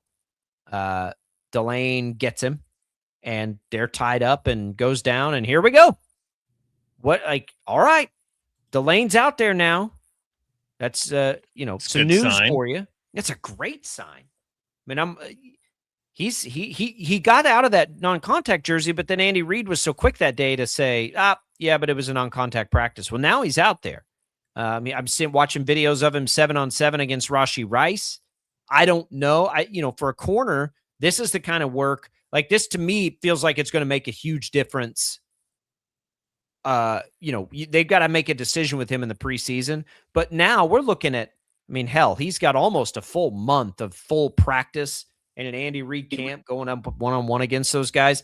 He could probably get pretty acclimated now. I think it's a really big deal, quite frankly, because there was some talk not that long ago, 2 weeks ago, that people were afraid he wouldn't be ready for the regular season. This is the draft pick that they could not screw up, right? The top pick that they almost never get, and they put their neck out on the line to take the corner and all of these things, and we hadn't seen him. Very positive sign from Chiefs camp. Mansour Delane is practicing, and he's practicing like at full speed, like the videos that are popping out of there of him right now. All right. Mansour Delane looks like he's going to be ready to go. Now, while he's at practice, maybe he can get the message through to everybody else on the team. The penalties must stop.